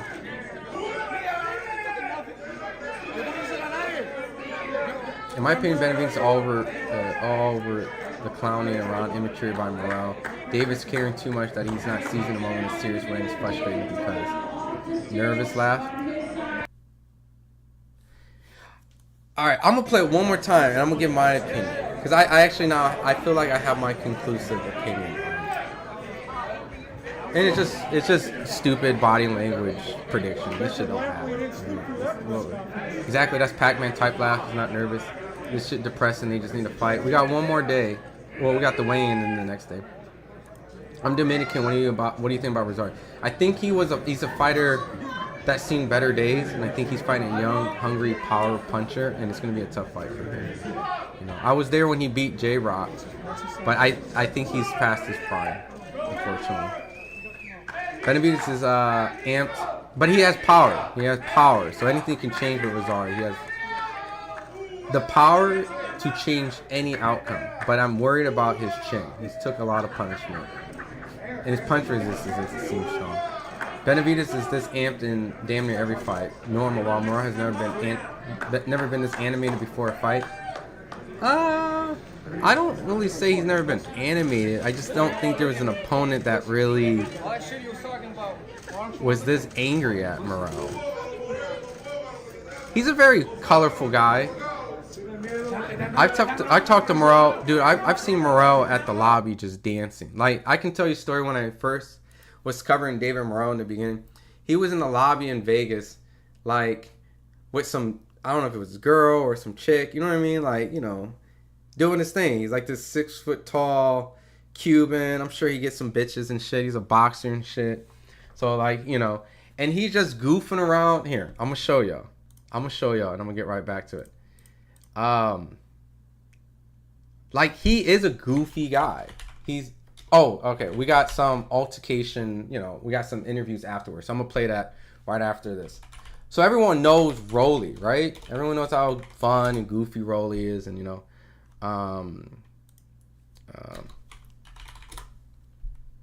yeah.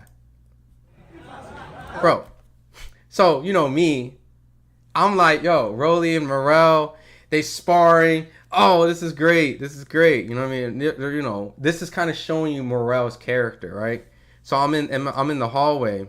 Spence is posted up on the wall, like down, like with his boys, like, you know what I mean? Just hands tied, like big fish. You know, this is before the Crawford fight. You know what I mean? Just, you know, I'm the big fish, super chill and everything. Meanwhile, Rolly and Morrell are just having like a fucking slap fight contest going on.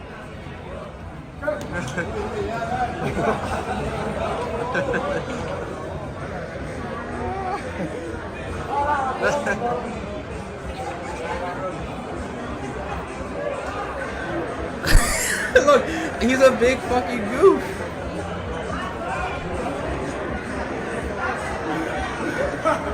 They're like literally legitimately big kids. Look at him. Rolly throws like a left hook. He's like, no. Oh, no. Oh, my face. Oh. He's a child. So I do believe when people say that Morrell is probably like goofy and silly and we never seen him. Like, I've seen him out in public just being a big goofball. Rolly, Errol Spence will be. Yeah, so all right, but mention, since we talked about Morrell, let's bring up yeah, I like Morrell, the fact that the crowds chant Canelo. Yeah, I thought I was hearing Canelo. I wasn't for sure what cuz Morrell was drunk and God knows what else that night. You know a little too much, Unruly Girl 8. You know a little too much. He was sipping a little bit. He was a little. You know a little too much. I don't know how you. Who are you, unruly girl? Show yourself. But yeah, he was having a little fun that night. Let's just say.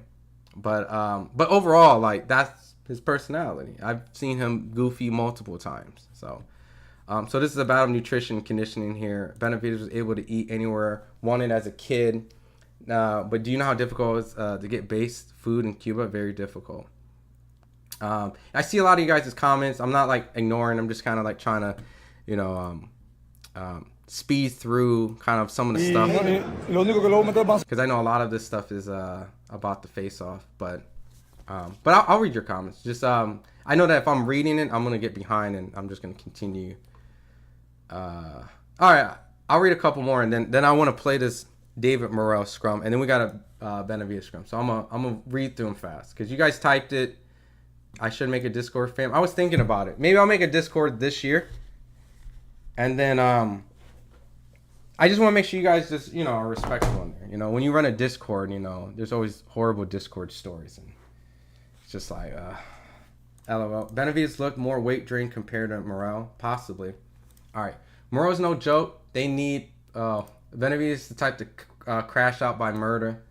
Benavidez will watch this over later, process it, and be ready for the weigh-in. You're going to see a whole different situation tomorrow. Benavidez is a serious person. Can't fault him for it. Yeah, he is. A bunch of Fidel Castro is terrible. Junior and Wayne will have Benavidez shook. Yeah, I'm ready for the Wayne face-off. That's what we'll really see. Morrell will shock the world. I can see why people would choose David Benavidez, given he's fought better guys. But it's like Loma Salido, when an elite amateur fighter with bare experience taken. Yeah, that's a good comparison. Who looks more weight drained? I'll wait till tomorrow. That's when I really will go, oh, you get it terrible. He's trying to act hard. I ain't buying it. And Morrell's laughing at it. Also, Morrell isn't looking nervous. He just doesn't care. Plant was smaller than Benavidez. Morrell's the same size. I do agree. Morrell is not Pacquiao. There's no shock value in a better fighter winning. Morrell knocks out Benavidez. He's doing the Cuban cha-cha in the media workout too. He was Khan. Someone tell the old wrinkly European descent to sit down. Jesus Christ. Morrell by KO first minute of the 10th round. Morrell Jr. should have snatched Benavidez' chain. Correct, but the person Benavidez last fought wasn't a clown like Morrell. All right, Rafael comes in and says, Benny came up the gyms, of course, in the gyms of Arizona. Junior was an amateur prodigy. He got permission in the Nevada Athletic Commission to turn. All right. Morrell from the real trenches, dog, pro at 16. Michael Jackson hookup. All right. I don't think anyone in his team believes in Morrell. Morrell's just a happy guy that's good at boxing. Remember, where they come from, Cuba's not a good country. The people in Morrell had it tough. Benavidez kind of smirked at the end. If Benavidez loses when shit talking goes wrong, videos are going to be crazy. Oh, my God.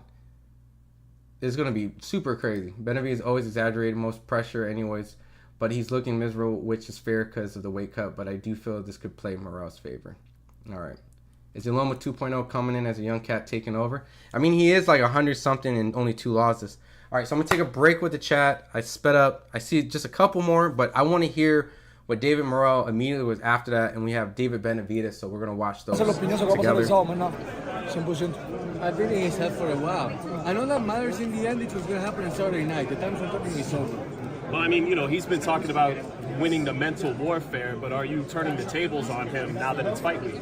Él venía diciendo que iba a ganar la guerra mental y todo eso, pero sentiste que le diste la vuelta al tabique y que vos sentiste esa guerra mental. Claro, 100%. O sea, es que piensan que los cubanos no estamos adaptados a este tipo de trabajo. Obviamente aquí lo único que cambia es la cantidad de gente, la cantidad de personas, las cámaras, los medios, pero es lo mismo. Oh, Benavidez, yo he participado en eventos, no, obviamente no a este nivel, pero similar. His face did look a little more sunk in, but they're about to cut weight tomorrow. Well, people seem to think that Cuban fighters, we are inept to this kind of trash talking, but they couldn't be more mistaken. I don't care about how many people are here, how much press there are, or how many cameras are pointing my way. I've been in fights of not this caliber, no, not this kind of card, but I've been in high pressure fights regardless, and I've been up to the challenge. So I don't know why he would think that I will lose that kind of mental, fight. Well, speaking of that, and the mentality of Cubans, Mexican fighters, a lot of times they try to. The Cuban boxer, the mentality is strong. Trust me, it's strong. I mean, in Cuba you don't have nothing, man. You don't have shoes, you don't have clothes, you don't have nothing. Here you have everything. You know what I mean? So the Cuban is coming here for the better life. Your family is back in Cuba. So what is present right now? My family is right here. You know what I mean? My team is right here. Everything is good. I mean, what is present? I mean, it's bullshit. Every time he's talking shit for the we'll kick you out, blah blah blah. No, man. Saturday night, trust me, I'm not gonna him. What do you see from him right now? Now that the fight's almost here, what do you see from Benavidez? He's nervous. You know, see, he's nervous. The first time you see it, he's talking. What are you talking about? Oh shit! So Morrell's claiming that Benavidez is nervous. Okay, that's interesting. That's interesting. Some of you guys in the chat's been saying this. So Morrell feels the same way, that he's nervous. That's what he claimed. No, what are you talking about? No dio tiempo ni siquiera no sé, a hablar la primera palabra, ¿me entiendes? Ya desde que empezó ya quiso como que empezar a hablar. Esos son síntomas de nervio. Está nervioso 100%. Yo estoy relajado, estoy chilling. Ando como thriller, ¿me entiendes? Como Michael. Michael Jackson? Yeah, I was score 100%. What was some of what he said, Michael? I know. He said he didn't even have time to talk properly. That's a symptom of him being nervous. So the fact that he was jumpy, it means that he's, he's not all there like in composure. So, and I'm here, I'm just chilling, I'm dancing. So I'm ready. David, you've never been hurt. You've never had to go to deep waters in a fight and be hurt. Are you going to have to go through that to win this fight, or will you not have to go through that to win this fight? ¿Sentís que se tiene que nadar en aguas hondas para poder ganar esta pelea? Que a ti nunca te han tumbado, nunca te han... No, nunca, nunca he tocado la luna, gracias a Dios. Pinchy, salute. What's up, my brother? Pero si se va a agua profunda, el trabajo está hecho. Man. El trabajo está hecho, hemos entrenado fuerte, hemos trabajado fuerte para eso. Y dudo que se vaya a agua profunda. Lo sé, no lo presiento, lo sé. A 12 rounds no va a llegar a esa pelea. This fight is not going to last 12 rounds. If I have to, go through those deep waters, I will. But I don't even think, I know that I'm not going to have to do that, because I'm going to be ready, and I'm going to be just willing and able to do anything to prevail before any of that happens. I'm waiting for the knockout, and it's going to be a great fight. But if I have to go through deep waters, I'm going to be more than ready for it. David, question for you. Two questions really quick. David, first question. Can you just give a response and clarify why he keeps... Santos says, you guys are tripping if you think Benavidez is nervous. I think every fighter is nervous, to a degree. And I wouldn't be surprised if when we go to the Benavidez scrum, he's going to say the same thing, Benavidez talking to himself, but Cuba's the only one putting attention to it. Also, if I was Morrell, I would also use the same southpaw jab mentioned earlier with the conviction to damage Benavidez' eye and just wear him down. It's a good strategy. I mean, look, you're going to have to do a lot to get this big dude off. But if he can actually push Benavidez back, then I think you guys are going to see a completely different Benavidez. A Benavidez that's going to have to show boxing. If he can't box, then it's... You know what I mean? It's not kind of over, Like, when it comes to boxing, you got to be able to know how to go forward and go back, so... Bro, he was fumbling his... Mentioning that the Cubas and that whole team is making more money than you on this fight. And second, what did you think about the Cubas' interaction with the Benavidez team, Benavidez himself? ¿Qué opinaste de la interacción entre The Cuba Senior y Benavidez? Y también aclarar por qué sigue diciendo que él te está sacando más dinero del que vas a ganar vos en esta pelea. Respondiendo a la primera pregunta, pues fue chistoso, fue bastante gracioso. Ya por ahí puedes ver la capacidad mental que tiene, o sea, de caer en discusión con una persona mayor. Ya por ahí ya no vale la pena ni mencionar eso. Y lo segundo, pues, si supuestamente el manejador de gana más que yo, pues algo sí que dijo, no sé, lo dudo mucho. Dijo que pelea. ¿Cómo? Dijo que le va a ganar más que vos por tu pelea. O sea, que te saca más de tu cheque. Said it was the easiest weight cut. I mean, it should be easier for these guys because now they have moved up in weight. So, yeah, David makes 170 easy. David made 168 easy. I wouldn't say he made 168 easy. He actually missed weight before Santos. So I can't really say easy. He's been there for about 10 years now, No me importa que gane más que yo. ¿Entiendes? Yo lo que quiero es noquearlo. Yo quiero noquearlo y a ver cuánto va a ganar después.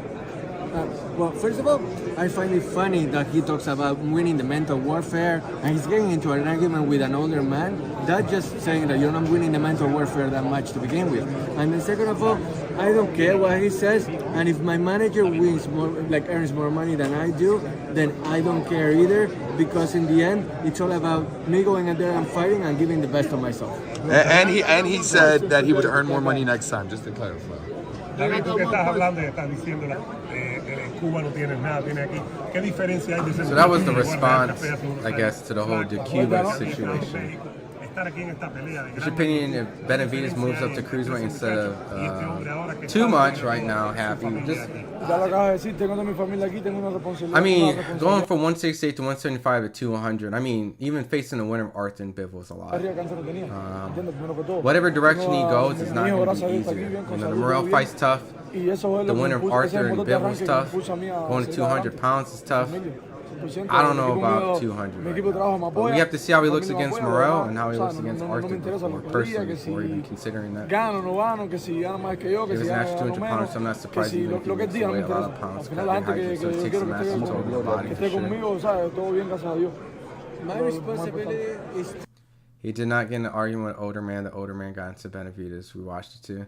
Yeah, the Cubas did start it. The Cubas did start it. My team, but more than anything to my family. They're the ones that propel me forward. And that's why I don't care what's said on the stage or anything like that, what anybody else says. Because I owe my effort and everything that I am right now to my family. And I care about them more than anything in the world. Okay.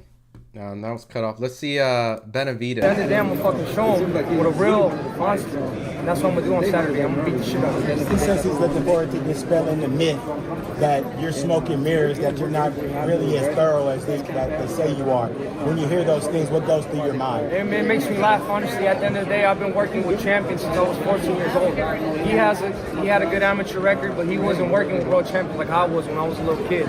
I beat better fighters than him. You know, I've been on a great run. I've been beating the top level guys, you know, since like 2 years. So I have more experience. I have more. I'm used to this moment. You know what I mean? That's why I'm letting the emotions take over because, you know, I'm really gonna give you guys the best of me, and I'm gonna leave it all on the ring this Saturday. Do you feel he's a little tough, or you think it's a match? Oh, he's all talk.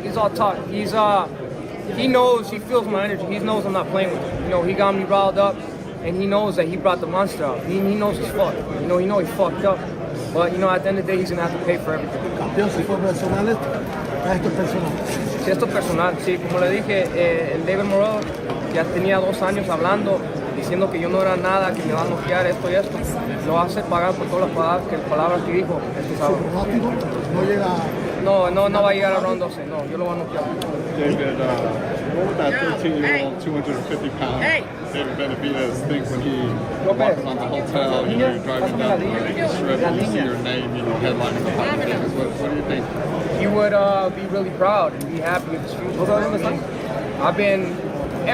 Every great boxer has fights like this where, you know, you have to match that energy. You bring the monster out of you. And ironically, my name is the monster, so he brought the monster out of me, and I'm gonna really show him. But when it comes to like weight and everything, I like to just see weigh-in day. Because really at the end of the day, you know, they're supposed to look a little, you know, sucked in when they get closer to weigh-in. Because they're about to make weight. But if they make the weight and they look comfortable and fine and they rehydrate the next day, then everything's okay. So, and keep in mind, these guys both been making 168 for a while. And yeah, David did miss weight during like COVID time, but now they moved up. I don't expect these guys to have weight drain issues at this point right now in their career. David, yesterday I got a fight, you know, and I feel like you're after this fight, you're kind of in the driver's seat. You know, as far as like picking your opponents, things like that. Do you kind of see that for yourself as well? Do you feel like, you know, you're becoming a face of boxing, especially with the victory on Saturday? Yeah, definitely. Like I said, greatness is a give and a turn. And that's why I try to get the biggest fights. I try to get the hardest fights. Because that puts me in the driver's seat, whatever I want to be. And also I get the respect from the fans. And to be honest with you, that means more than anything. And like I said, I want this to be the David Benavidez era. This is I'm backing all my words up. David, I spoke to Dana White about your younger self. I asked him when you were young, and he was very happy to see how far you come. So, how does it feel to hear such praise from a guy like that? It feels really good, man. It feels makes me really motivated. Not motivated. It makes me really happy and satisfied with myself that I could tell myself when I was a little kid, like, this is going to be my future and I'm going to conquer all this shit. Fast forward to now, everything is being manifested. It's because all the hard work. I would be shocked if Morrell missed weight because Morrell he comes from the amateurs, so he's been accustomed to doing that for years. So it's very shocking for me when I see, unless it's like that point where they can't hold that weight anymore, and they've just both moved up in weight. So I don't see Morrell missing weight. Been a professional in his amateurs and in his pros, And David Benavidez, yeah, he's had a hiccup before. He claimed that it was just kind of like the solitude during the quarantine time of having to just like the way he had to cut weight, which is not fun. And it was locked up and, during that time. I remember when PBC was doing that. So, but either or, he moved up in weight too. So I would be surprised if these guys miss weight right after moving up just recently. So I put in it. I'm just very happy with my path and my trajectory to my career, and I'm gonna just keep putting in work. And we've seen many big Mexico versus Cuba clashes. How will this one stand up most for us? It's gonna be good, bro. Like at the end of the day,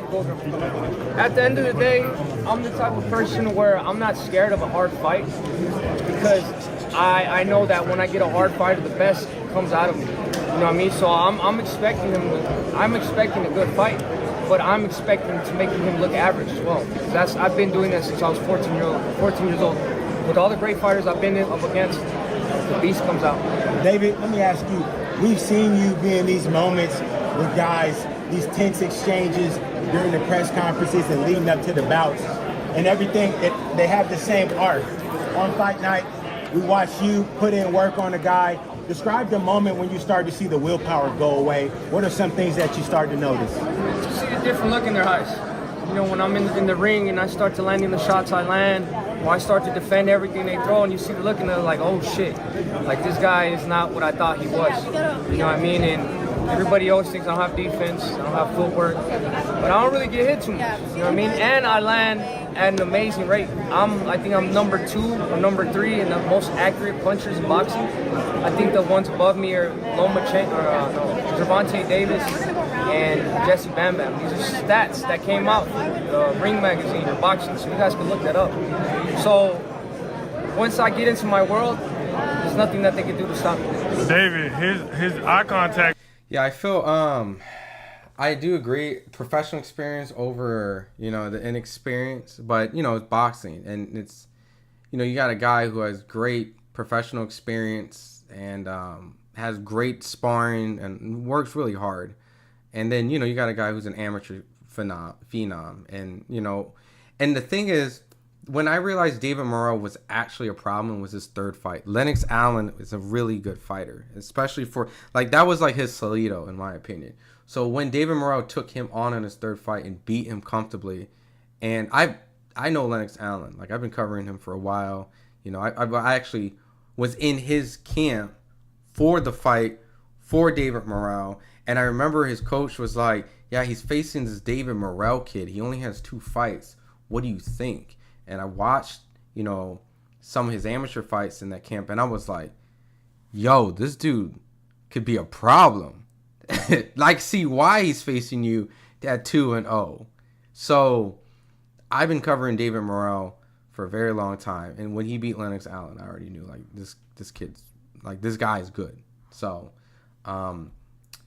obviously Benavidez has a lot more experience, but it's just Morrell just hasn't had an opportunity to fight a guy who has the accolades that Benavidez does. So we'll find out fight night. I'll lean towards Benavidez, but I wouldn't be surprised it went the other way either. So wasn't that much while y'all was up here just now.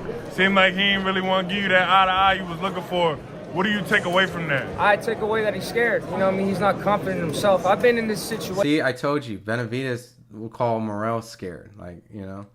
And if Morrell, he's going to go to cruiserweight, we'll see, man. I don't know. A long time. The first time I was here, it was with Ronald Gravel when I was 21 years old.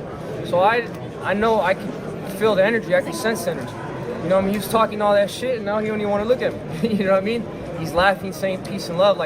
I'm not nothing against peace and love, but right now it's no peace and love. It's wartime. It's wartime.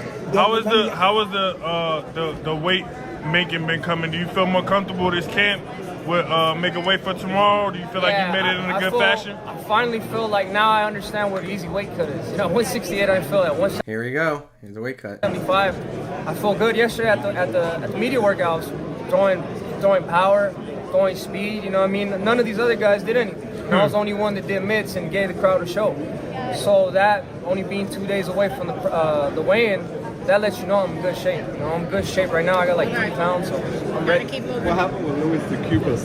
He raised a great point because he did like look really good at a media workout a couple days before the fight, and he was like showing out. And you know, if you're having a bad weight cut, do you really want to do that? So, very interesting point, but I like to talk about that. Yeah. David, before we go, lastly, I got a chance yesterday to talk to your brother, Jose, who illustrated a key point that he thought in your life when he took you from Arizona to California, unbeknownst to your mother, and took care of you and said that you really looked like you fell in love with boxing, that that's when you started knocking people out at the Wild Card gym.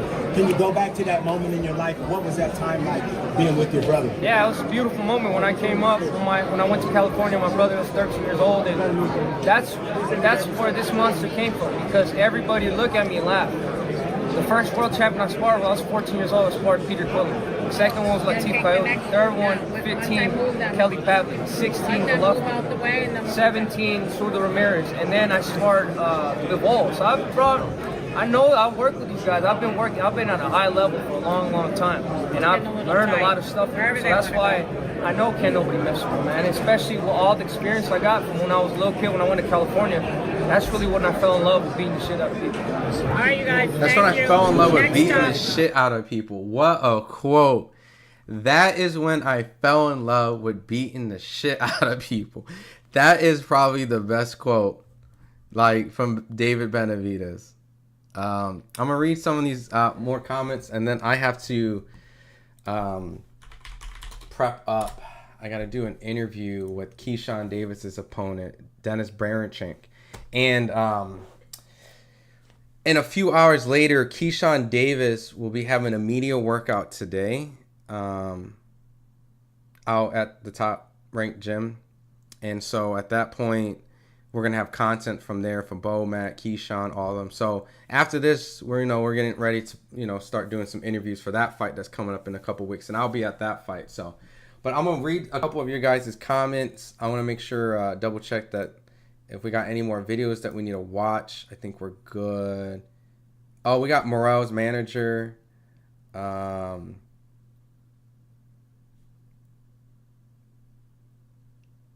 Okay, hold on. I think I got, what is it? David checks report for emotional. Okay, so hold on. Before I read the comments, there's some videos we need to watch. There's a couple videos we do need to watch. Hold on.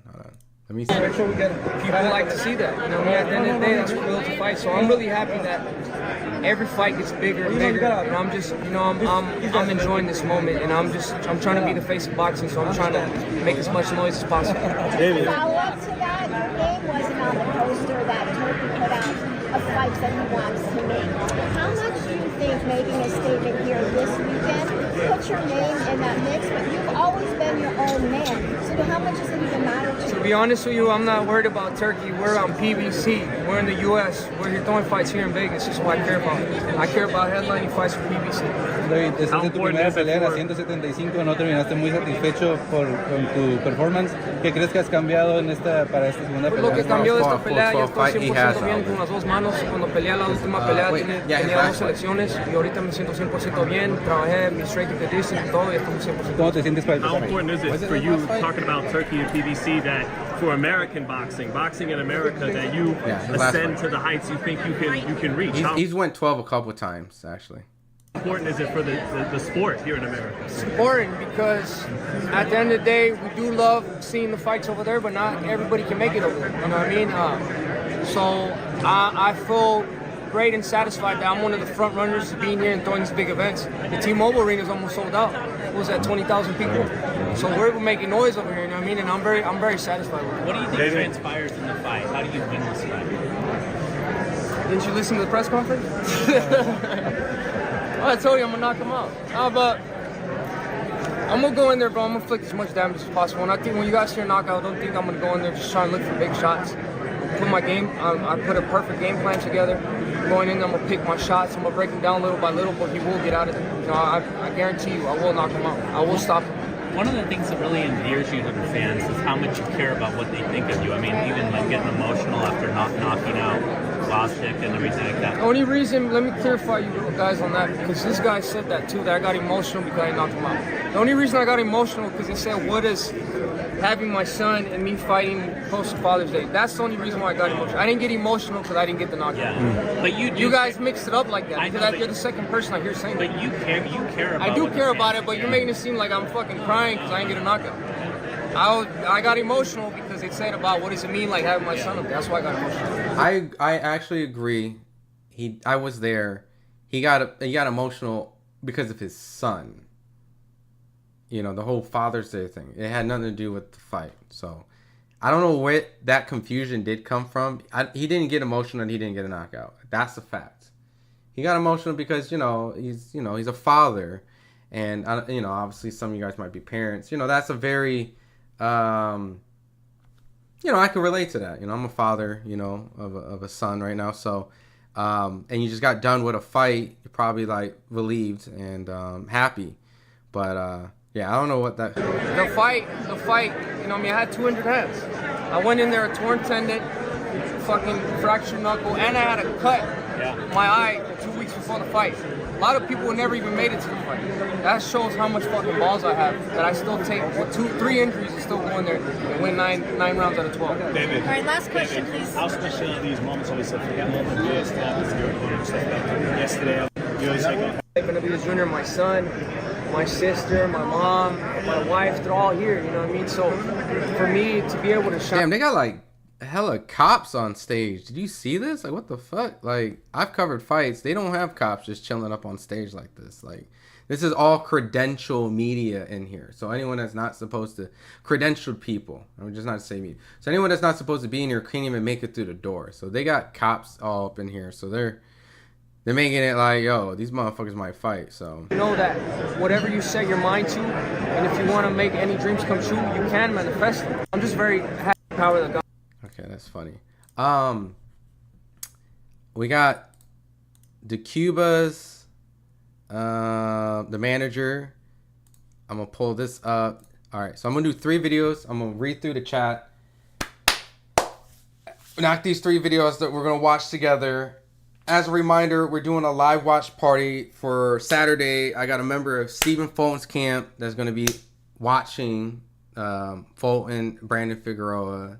You're going to be calling it, so you're going to either see him celebrate or look sad. And then I got someone who sparred David Benavidez as someone who I'm going to be co-hosting on a live Saturday, where he's going to tell you and break down a lot of stuff, what it feels like to be in the ring with David Benavidez and see if things look good or bad for Morrell. So lock that in Saturday, unless you have like a house party with friends or you're going to the fight. But if you're just chilling, you need like a spot, I got y'all. So just a little shameless plug. Also, quickly, this is my social right now. Yeah, David did mention that for some reason he doesn't get the winner of Benavidez 2, he'll move at cruiserweight. Oh, I mean, I think I've heard. I don't know. And a lot of people just talk. I'm gonna wait till it actually happens, and then we'll find out. So, but yeah, I would rather see David fight the winner of that, And I know that ideally he doesn't want to wait for a trilogy, but dude, just wait it out. I'd rather see you fight Arthur Beterbiev than Zurdo, personally. Zurdo came up from 168. I want to see what you can really do at 175.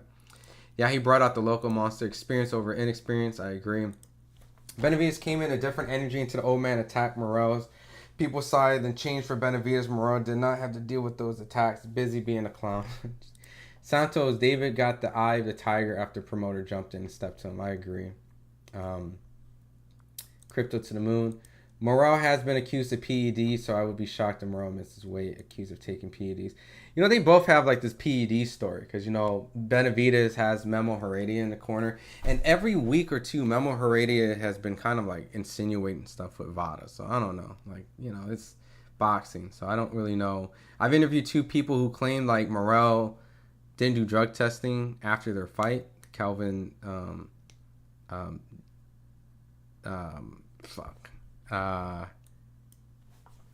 FightHype accused Morrell. I know one's Sean Abeko and it was Calvin. 2 opponents. What is it? Yeah, Calvin Henderson. Yeah. So if you guys haven't seen that yet, I agree on wait for Morrell. Something coming. I sense it's something unanticipated coming tomorrow. Vada, keep testing Morrell. I heard they got tested multiple times. I talked to Ronnie Shields, and he's like, yeah, of course they've been tested. He's been tested for a while. On top of, I heard David Morrell he enrolled in Vada before Benavidez did, but Benavidez told me like the process of getting Vada started took a while for Team Morrell. So I don't know. I got a lot of he say, she say on both sides. I've talked to both sides, so I've definitely heard a lot of wild stories amongst the two. But now it's fight night, so definitely potential fight of the year. Are you excited about Captain America? Very random, but I do need to see that movie with the Red Hulk. Did he just low-key diss Big Turk? Pretty much. I mean, not really. He just kind of like stating like, I'm not worried about the shit they're doing here. I'm fighting America. I'm selling America is what he's saying. So I'm an American guy. So, but the weigh-ins tomorrow. Look what 11-0 Majmal did to Bud. He gave him his toughest fight. Don't sleep on Morrell. Absolutely. All right, let me watch these other videos, and then I got to prep for this. All right. It's Kevin Garcia, a.k.a. the Puerto Rican Kid KG. This is Fight Hype, and I've got the honor and privilege of speaking with Louis de Cuba Sr. Louis, we saw what happened on stage, and I got to get it from you first. The first question is, where does that stem from? Where's the bad blood between you, and is it with David himself, his father, the whole camp? Well, basically, we went to Los Angeles, and they started trying to be bullies and trying to be tough guys, And then they started lying about the steroid stuff, And, since that didn't work, we actually got tested before he did, okay? Since that didn't work, now he's trying ironically, just to play with his head with the money situation. Morrell knows exactly what we're making. Muhammad Ali lost, okay? He's disclosed everything. So he can talk all that. If he thinks he's going to get in Morrell's head, Morrell knows exactly what's happening. So they're just trying to do all that because they're scared. I saw it in his eyes. I've been in this 42 years. I've been around a lot of championship fights. When a guy acts like the way he acts, there's definitely doesn't have no confidence. Gotcha. And that was my next question. Can you just maybe elaborate a little bit more? Why do you think, or what, can you speak to, the importance, whatever your thoughts are around this, him stating that David is making less money than you are? Well, he's just, again, trying to get into Morrell's head. First he started with the steroids, now he started with the money. Okay, Morrell knows exactly what we're making, okay? Muhammad Ali lost. We got to disclose everything. And the one thing I can tell you, with Paul Heyman, and you're a promoter, the fighter gets all the money, okay? Everybody knows that. Mr. Heyman is for the fighter, okay? He's not for the promoter. So if you're a fighter, okay, and you're with Heyman, you're going to get practically all the money. That's the way he operates. Yeah, gotcha. Last question: does it make it difficult at all? Does it, you're used to this, like you said, 42 years doing this. Oh yeah, but like your son obviously has hot sauce. That's what's up. Tell him I said what up. Ties with the Benavidez team. They shout him out all the time. You're tied in a little bit more with Morrell, but does that cause any conflict, or is it just you guys are used to this? Well, basically, to me, I've been trying to be a gentleman the whole time. They started over there in Miami. Trying that's tough stuff in the ring. I went right to them because I know where they are. They're scary people. They don't have what it takes to be in a fight like this, where they're actually fighting a guy his own size. I mean, Lemieux, 54-pounder. Tyrone Davis, 160-pounder. Andretti, 154. Durrell in his best, 160. Plant, 160. This is the first time he's ever fought a guy that's bigger than him. Okay, and he made a mistake, and he knows it. Now he's trying to find out. It's too close to the fight. He might have been having problems with the weight. He looks like he's having problems with the weight. And all the talk he's doing is out of fear. I mean, that's all it is. Everybody can see that. I mean, Morrell is cool as a cucumber. He's laughing. He's making jokes on him. All he did was steer him up, And that's why he's getting knocked out Saturday night. He shouldn't have woke him up, okay? And he did. And when this guy hits him, he's going good night. Okay, he's probably one of the best one-punch power in boxing right now, and that's David Morrell. You heard it from the man himself. Louis Sr., we appreciate your time here on Fight Hype, and we look forward to seeing you throughout the week. Thank you. Morrell, I believe, has not been 60 rounds in his pro career. David, for sure. There's a huge difference in pro rounds.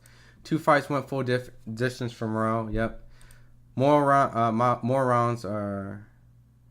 My round numbers are more or less. Timo Marina almost sold out. Is that true? I don't know. I actually don't know that. So I can't actually give you that stat, JD. I agree the emotion was about his son. Don't ask Keyshawn about Tank. Let him build his own legacy. And if you do, don't put Tank in the caption. I'm not going to be at the Tank media workout. I already interviewed Keyshawn. I've been covering Keyshawn like forever, before he even turned pro. So I have a good relationship with his team, Bo, Red, and all of them. So I'll be at the Keyshawn fight. So, yo, what up, man? How you doing? All cops.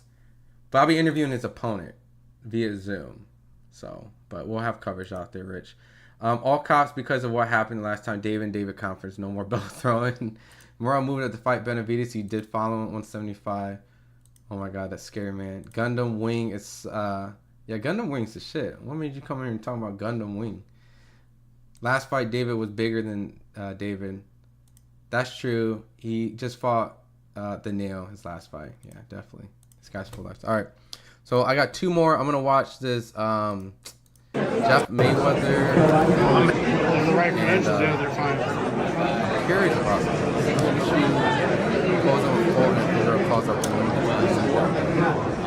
Hey, shoot, what's up, baby? How you doing? All right. And I officially gave you the title, the face of Brooklyn. Remember I told you that years ago? Not yet, man. Not yet. Who above you? Who above you from BK? Yeah. Tyler to the stage, please. Tyler to the stage.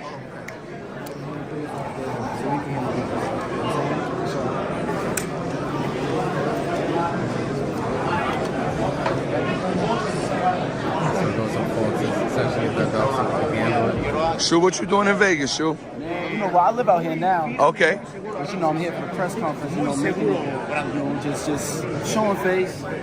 Obviously, Figueroa and Fulton, they're in my weight class. And I'll walk with you. Let's go over there. Like that, you know what I'm Yeah, saying? one wants the winner of Brandon Figueroa. So my eyes are definitely on the prize. Definitely. I mean, I know what you're going to tell me, either one. But is there anything in you where you favor one guy, you want the leg with one guy? Either one, whoever got it. Whoever going to be the champion, that's what I want. It's simple as that. Let's take you to the front, Shu. Come on. Pardon. Oh, this is Pitbull. When is your fight, Shu? March 29th. Oh, yeah, that's right. The Sandy Ryan, McKellar undercard. Yeah. Got you. My last time break fight was on that undercard too. That was a crazy fight with them two. So they're gonna bring the smoke again for this one. You know, I was just telling somebody, I'm like, yo, what you think about that fight? And they didn't watch the first fight, but I was in the garden in the Hulu theater. Oh man, I feel like Benavidez, he has the advantage with his size, his speed, and I feel like David Morrell, he has a style to make it a very difficult fight, and maybe even possibly even get the dub. But Benavidez is a dog, bro. He's such a dog, and I just don't see anybody beating him right now. If it's gonna be anybody, it gotta be like somebody like Canelo or something. I don't feel like David Morrell has the size and the style to really get that nudge that I comfortably say, like, oh yeah, he could do it. David Benavidez, he's a dog. I know you analyze all the fights, not just your own. Yeah. Is there something fans underrate about Benavidez? Like Morrell's calling him a RoboCop, like he's just a come forward guy, uses his size. Not at all. I mean, I think he's trying to create that narrative. These New Yorkers fought each other in Vegas. He can definitely use his speed to box. He knows how to change up his speed and rhythm to make the fighter not know what's coming next. And yeah, he's climbing up the ramp. He's getting up there. Brandon and Fulton, winners is going to be a definitely tall task for him. But, he definitely has a fight coming up. Yeah, she's showing the March 29th card. So, and, he's learning on the job. Than his aggressive Mexican style. Like, that dude brings a lot of special talents. But I do see him fight for a world champion this or next year. So, and we'll find out, if he's starting yesterday. He's like he's creative and dynamic on offense. 100%. That's why even in his weight class, his new weight class that he's at, it's like he's going to be a problem regardless, no matter who steps in front of him. He's going to be like tough for anybody to deal with. What do you make Hitless? Say it again. So what are your plans for this year? Hitless? Oh yeah, 100%. We're going for them belts. You know what I'm saying? Like I'm really hungry for them. My fans are really hungry for them. I'm just super excited for this year, 2025. Hey Bruce, in this second fight with Figueroa and Fulton, who are you? I'm not rooting for anybody. I'm rooting for Kelly came in, stopped it. She said no more. I'm excited to be at the Benavidez fight. I'm gonna go slap that gentleman. They're gonna just scream, chill out. Hey, they just did the hand. Shu not beating Figueroa or Fulton at 126. He's 27th. 35 is gonna be his prime. Not hating on either. Shu's my guy. Yeah, it's an experience thing, and sometimes just kind of like the whole Morrell Benavidez, right? Sometimes people come through and shock, the world.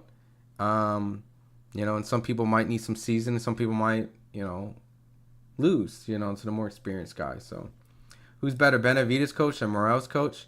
Morrell's coach is like a Hall of Fame, like future Hall of Fame coach. So, Benavidez' coach is his dad, and his dad's just kind of like getting started at this level. So, I would say the more experienced, the more seasoned, and the more proven coach is Morrell's coach. But the more experienced fighter in this match professionally is obviously Benavidez. So, but Morrell's coach is clearly like Ronnie Shields. If you're not familiar, Young Money, Ronnie Shields. I'll pull up like his Wikipedia and some of the names. Like even though he might not have had him at like the full time or the start, but he's had him. Mike Tyson, yes, Ronnie Shields, Evander Holyfield, David Tua, Pernell Whitaker, Vernon Forrest, Arturo Gatti, Juan Diaz, Kasim Umar, Raul Marquez, Kermit Cintron, currently, he was Laura's trainer, for a bit. Jamal Charlo and Jamal, I think, for a little bit. Edwin Rodriguez, Brian Vera, Guillermo Rigondeaux, the Cuban fighters, if you notice, gravitate to him. F.A. Java used to be underneath him before F.A. took his first loss. That's when F.A. was with PBC, he was with Ronnie Shields. Austin Dulé. So there is a lot of fighters that Ronnie Shields has. Ronnie Shields, he did the National Golden Gloves and Junior Olympics, but I don't think he was he wasn't a gold medalist. He fought for a world title, I know, before. He was a former boxer as well, so I think I might actually have to cut this soon. I was gonna watch this Jeff Mayweather, but I might let you guys actually just watch that. He's going to do a breakdown Canelo Crawford. Yeah, so let me read the last couple. But if you think about Clarissa Shields won gold medals. I like Nick Ball 126. Carrington Dogboe, please. Yeah, Nick Ball and Chusha would be a fun fight. Carrington and Dogboe will be a great fight. Clarissa Shields is a gold medalist. Are you going to interview Norman Jr. for March 29th, Howard? Absolutely. I've been in touch with his father recently, so we plan on doing something. But if you want me to ask Brian Norman something, just let me know. All PBC pay-per-view are free online. Just search for Jose Chavez. Everything's free 99. Right? So my takeaway before I let you guys go, before I go interview Dennis Bernchek, is it was a feisty press conference for David Benavidez and Morrell. I did say I was going to give like my insight of who I thought was kind of nervous and whatnot.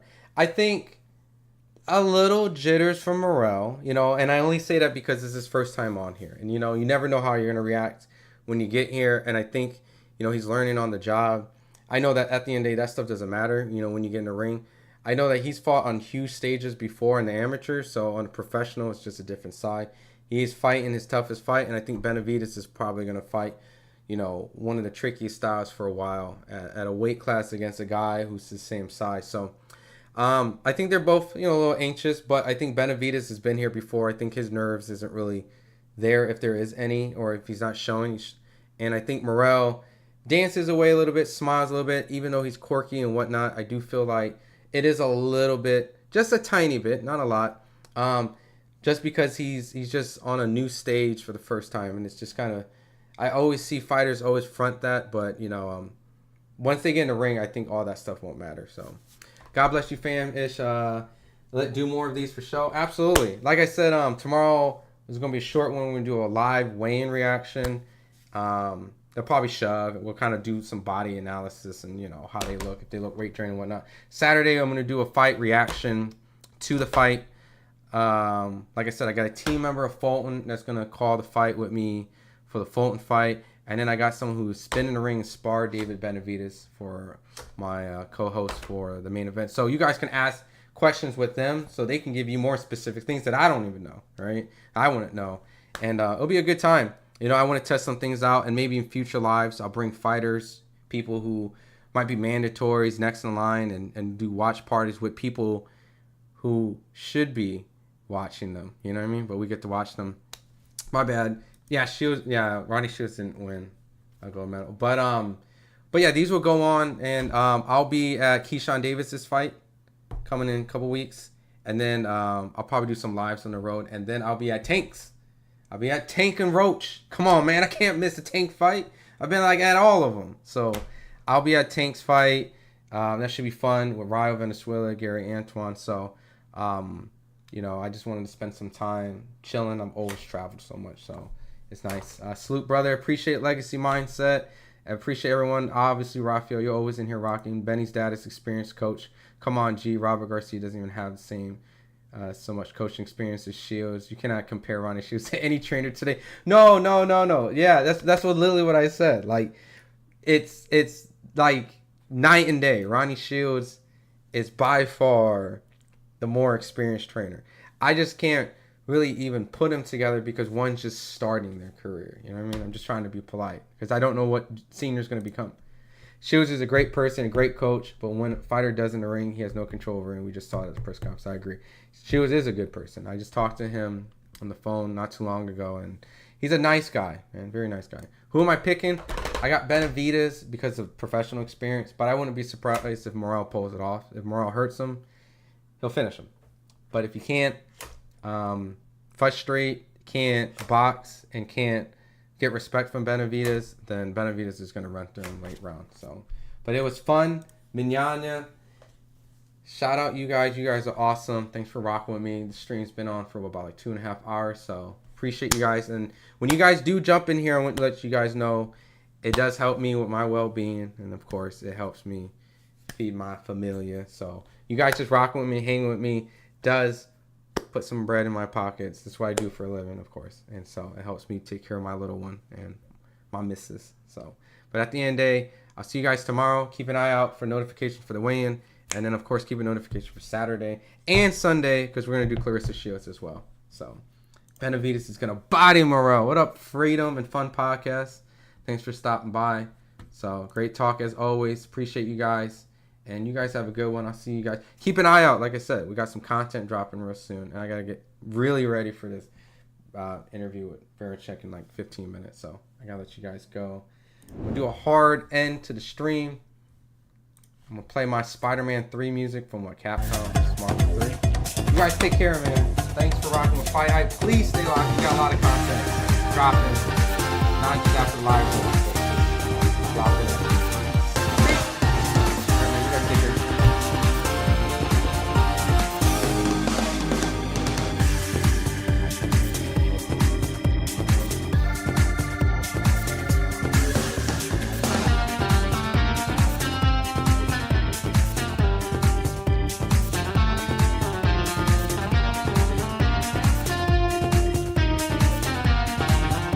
Oh man, shout out to the super chat, Unruly Girl. Hey, why you do that?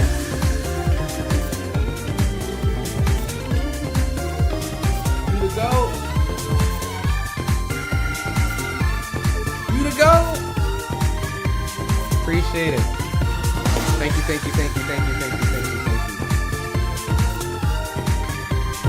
See you guys later this week. Okay, tomorrow.